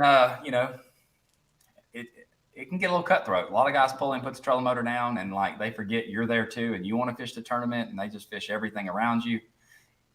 And you can handle that 2 ways. You can throw a hissy fit and like want to fight. You can go old school and want to go to the bank. Or what I do is I just file it away. So like at Pickwick, there's a couple of them at Pickwick. If there's somewhere I need to be, we don't have to have a conversation. I'll just roll in and fish the water I want to fish. You don't forget. I don't, man. Like I let them choose our relationship, like how we're going to handle it. And, that's some of the behind the scenes stuff. I would honestly rather just communicate. I feel like most of the time, those little tickle fights on the water, those little altercations, it just comes from people just not communicating. Like, hey dude, what do you want to fish here? Or, hey, I want to fish over here. It's usually pretty simple stuff. And 98% of the anglers, dude, we're all pros. We all know we're going to find the same stuff and we got to live with each other. So you don't want that reputation and you don't want to cut someone's throat that later you might need them to be, kind to you. So, it's interesting. I actually would like to see more of the anglers discuss that and talk about it instead of, everyone sidesteps it like they're scared to death. But I have noticed some of the guys, they like try to do the quiet. I think they're just trying to intimidate you kind of thing. And I'm not buying it. If it's somewhere I found and I want to fish, I'm going to fish my water. So, now, it is different locally. Locally, you will get your butt kicked if you act like that. It's different versus traveling on around. Toledo Bend. Well, that's a rough part of town. That Louisiana, East Texas, like the Harold Allen type. Like, I mean, you treat them fair, they treat you fair, but stuff, you do something wrong, and those guys will put you in your place, man. Yeah, I mean they'll let you know. Toledo Bend Lake Country area here, it's known as no man's land. So, like, back in the day, like, there was no law here, and Harold's about 200 years old, but he'd probably still put a knot on somebody's head, So I'd say locally everywhere, there's just different. It's different than what we go through traveling around the country. You will see us sharing spots and fishing very tight quarters. locally, a lot of times the guys, it's a little different. If someone's on the spot, they'll roll by, and not stop. So it is a little different. It's a neat aspect of our sport. Some guys are going to fight. Some guys are going to love. That's just how it goes. Dude, we were covering one of the, I think it was probably 12 or 13, one of the times they went to Toledo Bend when they were offshore, the Elite Series. Yeah. And Harold was working for Mark at Bass Zone. We were doing the wide open coverage. Right. And we went north of the bridge where it's unmapped, the Hemp Hill Gang, neck of the woods. Heavy timber. Like, they threaten to shoot me if I take my boat up there. So get this. So Harold says, we didn't have a great signal, but he said absolutely no live coverage from above the bridge. He goes, that's I'm just not doing it. But we went to shoot some photos, and we're driving. It's not even a boat lane up there, and we see someone out in the middle of the timber, and I can't repeat what Harold said. He said something about probably cutting him or something. And Harold's with the media has not fished the Elite Series. He retired in 2005. But he was guiding out there and stuff. Yeah, of course. Dude, he was not happy the rest of the day. How did that guy find that out in the middle? And blah, blah, blah. And that's a little hump. And I fished it for 20 years. And someone had to have told him that. So then he goes up and confronts him at the weigh-in. Oh, that's awesome. Hey, how'd you end up out there? Who told you that? There's 4 guys on the lake that know about that. So I know it wasn't me. So that means it was either sir. And the guy's like, no one told me about it. So it turns out, no, it's a crazy story. I'll tell it to you off air. But what it turns out is it was a hump out there. Right. It was like a hard spot on it. The guy was idling through, not really knowing where he was going, had an idea, and they came up schooling. So he picks his way over there, and he's like, mother load, right? And see, what's funny is I know the spot you're talking about. It's actually old roadbed there. I think sometimes some of our old school guys, and I'm kind of old school, I think, compared to all the young guys now, we struggle with that. Like, how'd you find my hole? But as I go to other lakes now and like really break down other lakes, and after you do all your research and your mapping, good stuff. You find good stuff, man. You just do. And they still got their little sneaky holes in the timber up there. But it is like now with the technology, some of the old school guys are having to like just come to grips with the fact, like some guys do go out and put in, like I idle 300-400 hours a year out here on the water. So a lot of guys, when they really do that, they'll find them. And then occasionally you get lucky and they school near you. I mean, that happens as well. So, again, everybody finds everything. And that's what was hard at Fork. I drew an early number and like the pressure was on, like I had to choose a good spot because I knew it's the same thing in the opens. Like your first stop or two is very important at these smaller lakes because everything gets covered up with boats and you may not be able to get on and fish where you want to. So the first decision may not be the killer decision, but a lot of times, like Lee at Barnett, if he had started somewhere else, he may have got to watch someone else catch those fish. Like you. You never know. I probably would have probably been the other way, the way my year's going. But, all those little decisions are critical, dude, and crucial. Mm-hmm. I want to get you on for a full show, just like I told Lee I wanted to get him on at the end of the year. I kind of want to talk about I want to do a show on fishing under pressure. I want to do a show on what we feel the right number for the Elite Series is, the right qualification. How do you cut guys? Like you haven't lit the world on fire, but how do you determine like, hey, you're going back to the minors? You try, and how do you determine, hey, this is a viable living for guys with families and careers and sponsors, and allow them a fair shake without being stressed every single day that they wake up that this is going to end and they don't know what they're going to do. It's a big topic that I think needs to be addressed, because even though it only affects the top 1%, trickle down effect, a lot of almost everything that we do is born at that top level, techniques, innovation. And you're one of those guys that's kind of in that weird no man's land position going into the last half of your second year on the Elite Series after spending 9 years trying to make the Elite Series. Right. Yeah, it can be brutal. And that's why I jumped in the Opens this year. Like I was one of the, I think maybe Justin Atkins is doing all of them as well. We have 18 events, a lot of money, a lot of time away from home, but I hadn't talked much about like publicly, like where I'm at and all that, but I would love to at the end of the year talk about it then. But, right now I'm just focused on, finishing strong. I want a dang blue trophy and I want to win an Open and get in the Classic. that's like where we're at right now. So I would love to get on and talk about that because I know you fish in the opens. We've talked off air a lot about a lot of this stuff, especially a lot of the open guys do. So I would love to come back on and visit with you about that and recap the season for sure. Daryl, I appreciate it. Thanks for being patient. Which one of the three largemouth behind you on the wall is the biggest? Or there's 5. There's 6? There's 6. Actually, there's 7. So like we have 7. We have a lunker program. If you get one over 10 pounds here on Toledo, you get a free replica. It's a really cool lunker program on Toledo Bend. I have 2 that are 1171, but I haven't caught one over 10 on my home lake since 2016. I caught 2 in the same week, and then the dry spell hit. So some of that's because I hadn't been here as much and spent as much time on the water, and then some of it is like that's special stuff. Like when you catch one like that. So hopefully soon. You still guiding? Yeah, absolutely. I'm still guiding when I'm home. This year with my schedule, we're gone 10 months, so I'm fitting them in where I can. I'm still doing my online electronics course, so folks can check that out at my website, gleasonfishing.com, and trying to still keep my finger in the guide teaching electronics game a little bit, but we're just not home enough to guide a whole lot. But yeah, when I'm home, I'm still on the water some. I saw you got your little tail spinner in the package out.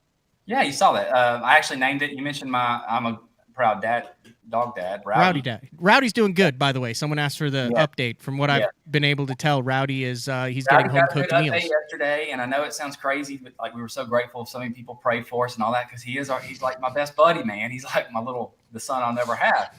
So he got a great report yesterday. Rowdy's doing wonderful. But yeah, my little tail spinner. I talked to you a little bit about the prototype, I believe, last year at Smith Lake. Mm-hmm. And we're proud of that. We want to do something that was a little different than other stuff on the market. And I actually named it after Rowdy. I always call him my little hammer dog. So we named the bait Little Hammer. And I've done that with V&M. It comes in a 1 ounce and a 3/4 ounce. So I actually have the 1 ounce rigged up, ready for Pickwick. I think it might play. Phenomenal. Well, thank you very much for jumping on BTL and regaling us with your shaky head on fork story. Yeah, it was awesome to follow up all those hammers talking about their big stuff and then but I don't care. I got paid. All right. That's the whole point of it, man. Do a good show the next day or two so I have something to watch, something to listen to on my way to Pickwick next week. Hey, I do. You're fishing all 9 opens, and you've seen Mr. Poche slinking around in the rig. Yeah. And I was like, dude, will you come on and talk about that? Because, he takes his 16.5 foot. I mean, dude, the guy, obviously, you've seen his resume and what he's done, but he's doing it different this year, and it's a hero or zero deal.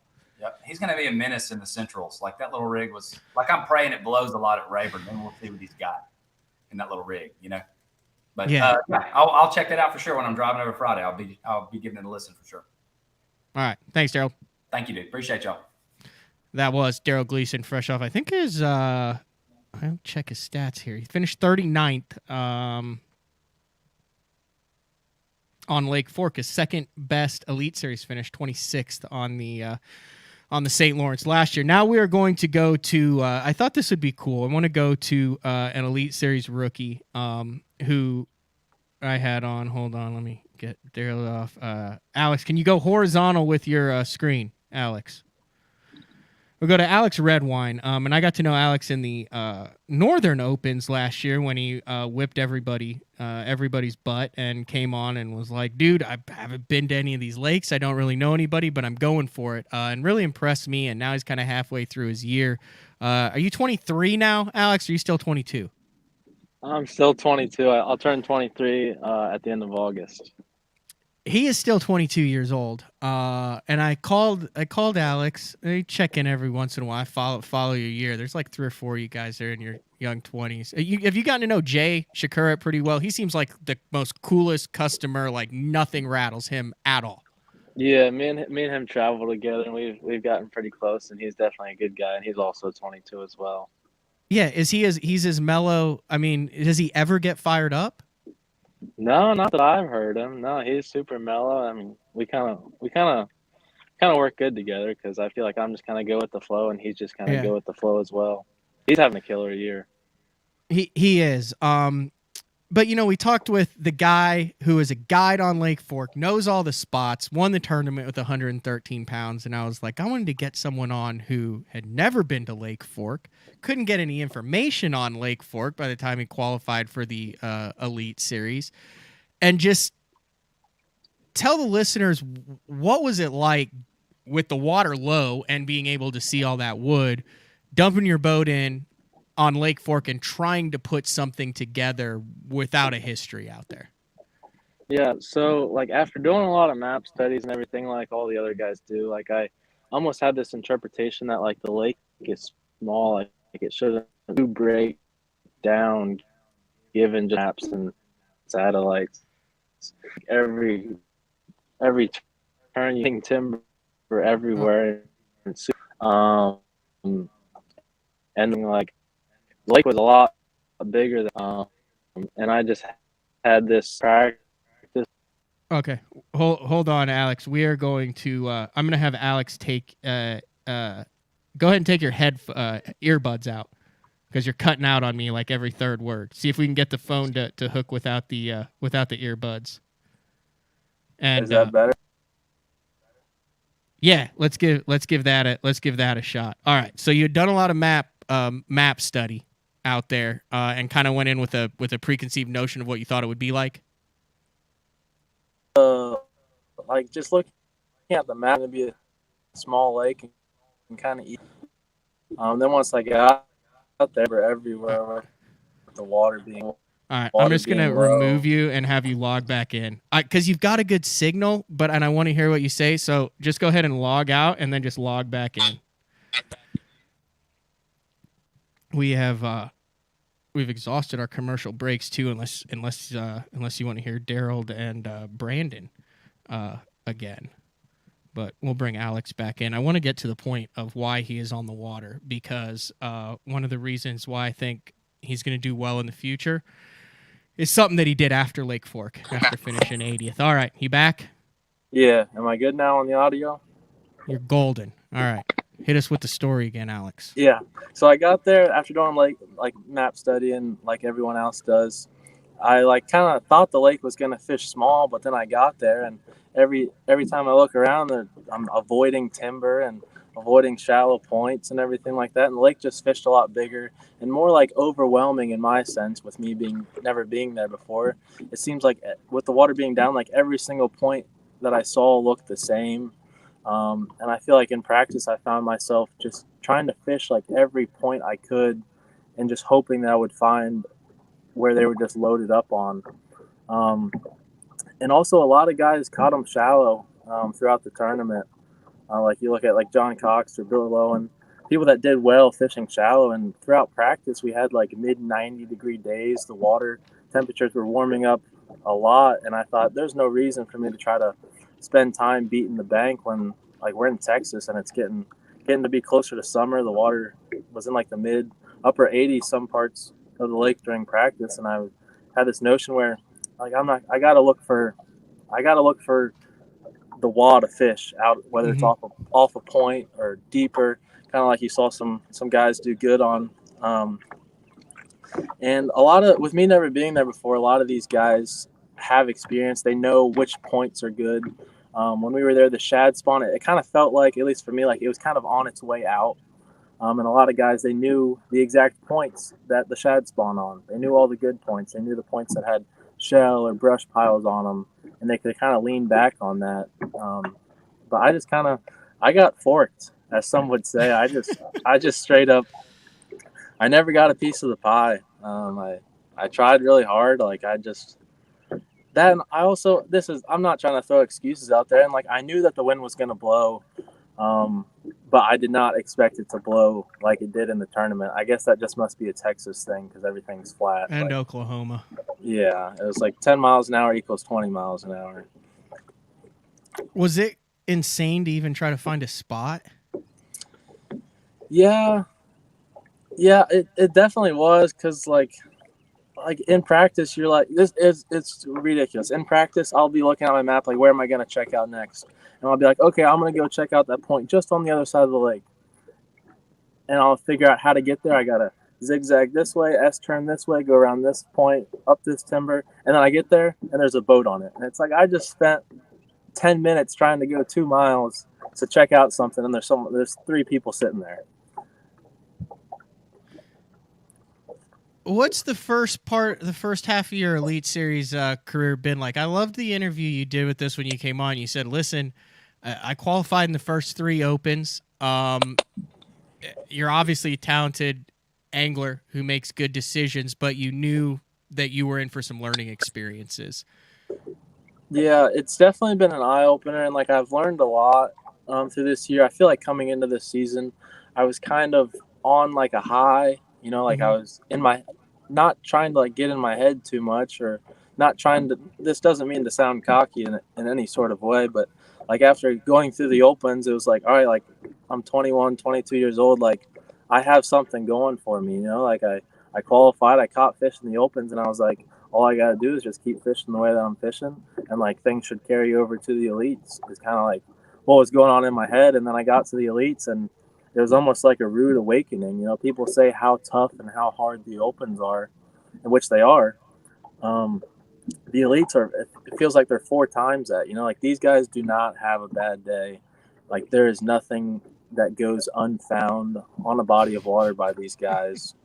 They're just a completely different breed of fishermen.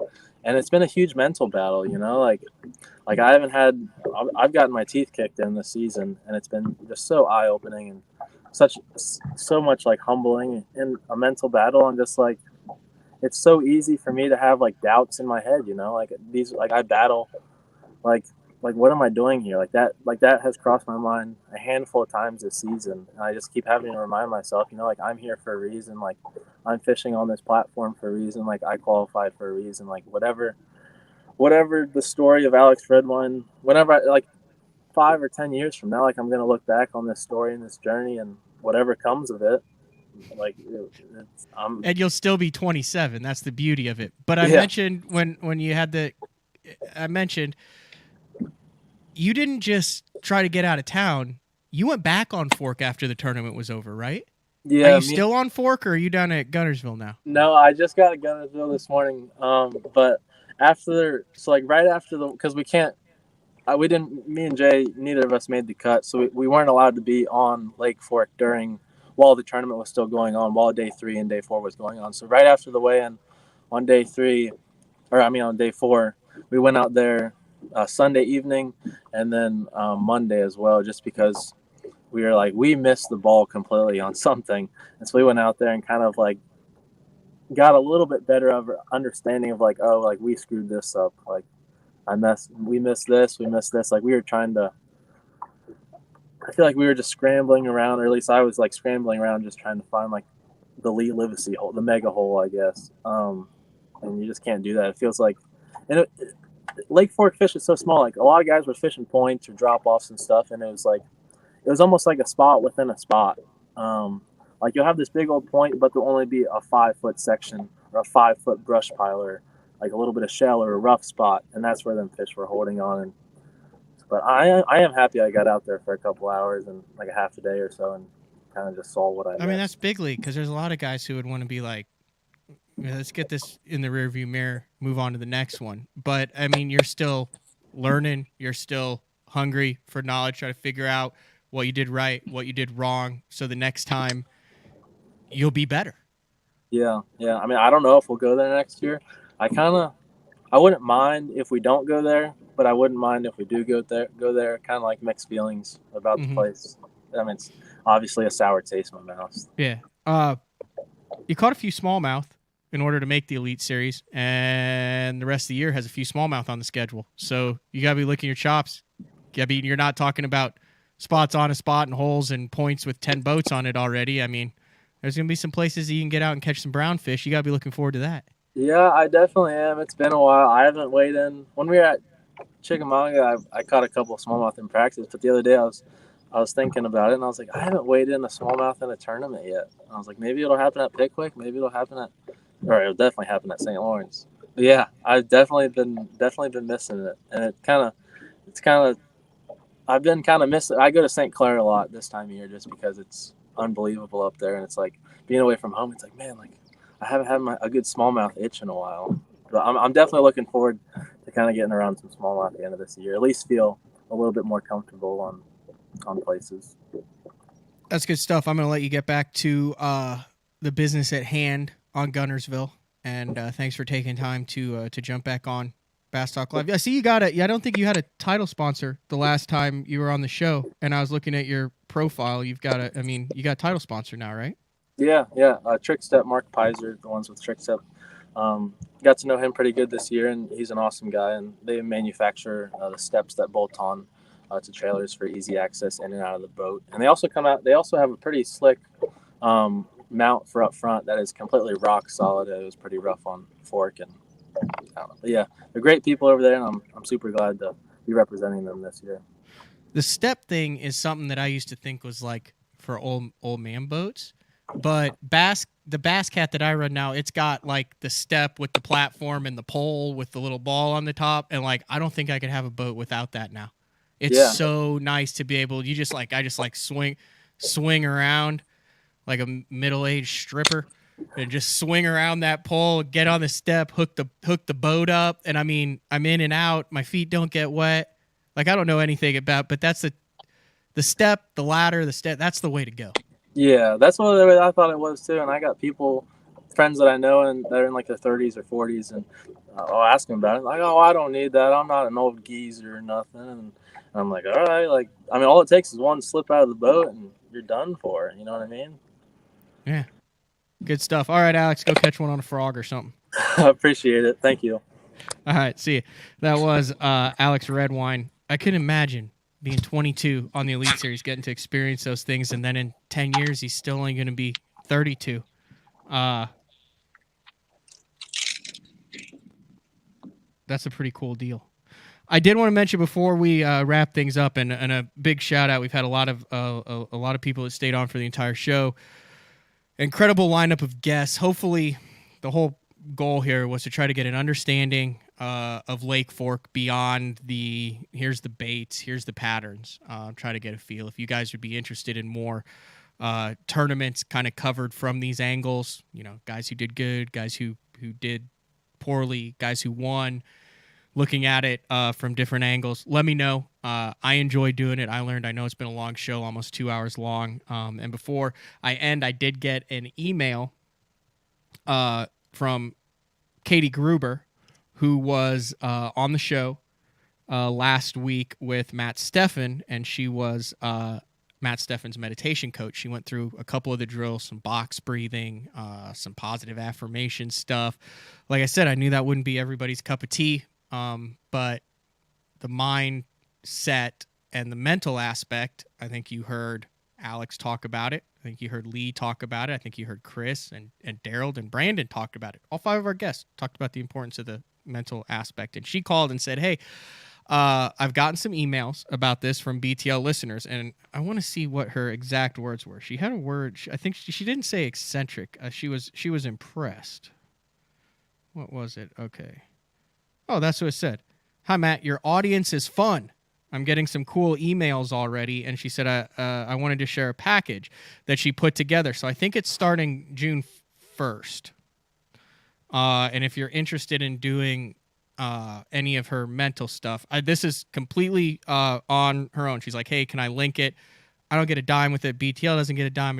This is a zero affiliation, but I liked what she did. She was generous enough to come on, spend an hour and a half of her day on the show. But if you go to Kate, Kate, Gruber.com and then click on the angler mindset training, you can email her, and they've got like a whole package that I think she's starting out with. And there's certain special pricing for BTL listeners. It's called the Champion Angler Mindset Program. Let me click on the link to sign up and see what it is. Hold on. It's password protected. Of course it would be password protected. All right, 1 second. Log in. I'm in. Yep, it's enrolling anglers now for the June 1st program, and it kind of goes through everything that it is. So if you are interested in that if you're fishing tournaments at any level and want to work on your mindset. I'm probably going to do it. But I thought it was apropos considering how many of the guys that we talked to today out of the 5 that we had on talked about the mindset, the strategy, the mental side of it. So go to KateGruber.com, and she also has a link to that show that she was in on Wednesday, May 18th, if you are interested in it. It is less than a rod and reel. I think it's like between $300 and $500 for the whole entire course. Tomorrow, Keith Pochet will be on the show. I also do want to note I was going to have Dave Mercer on. He is going to have Lee Livesey on his show, so you want a whole nother aspect with cameraman Jake and all that, go listen to Mercer tomorrow. But he had some serious weather that went through their home there on Lake Scugog. So his internet was actually down until this afternoon. So I talked with him this morning. So go watch that. Big shout out to all of the guests today. I think I found that very interesting on Lake Fork, such a cool fishery, such a famed fishery that you can go about it so many different ways. So Keith Pochet tomorrow, and then Frank on Thursday. And then they're actually redesigning the website for the BTL clothing. Got a lot of pictures from the St. Jude Classic t-shirt that a lot of people bought, and I'm going to do 1 or 2 drops for the rest of the year. But one of the things that seems to really have gotten a lot of interest is the old school bass zone, like black and yellow, the bass zone stuff from back in the day that some of the guys around Oklahoma wear, and I'll see it at tournaments. It's 20 years old, and I asked Mark, I was like, hey man, do you care if I bring back a vintage yellow Z bass zone hat shirt deal for a one-time merch drop? And he's like, no, that would be cool. So that'll probably be coming out in the next month. So this has been BTL on a Tuesday. We'll talk to everybody tomorrow.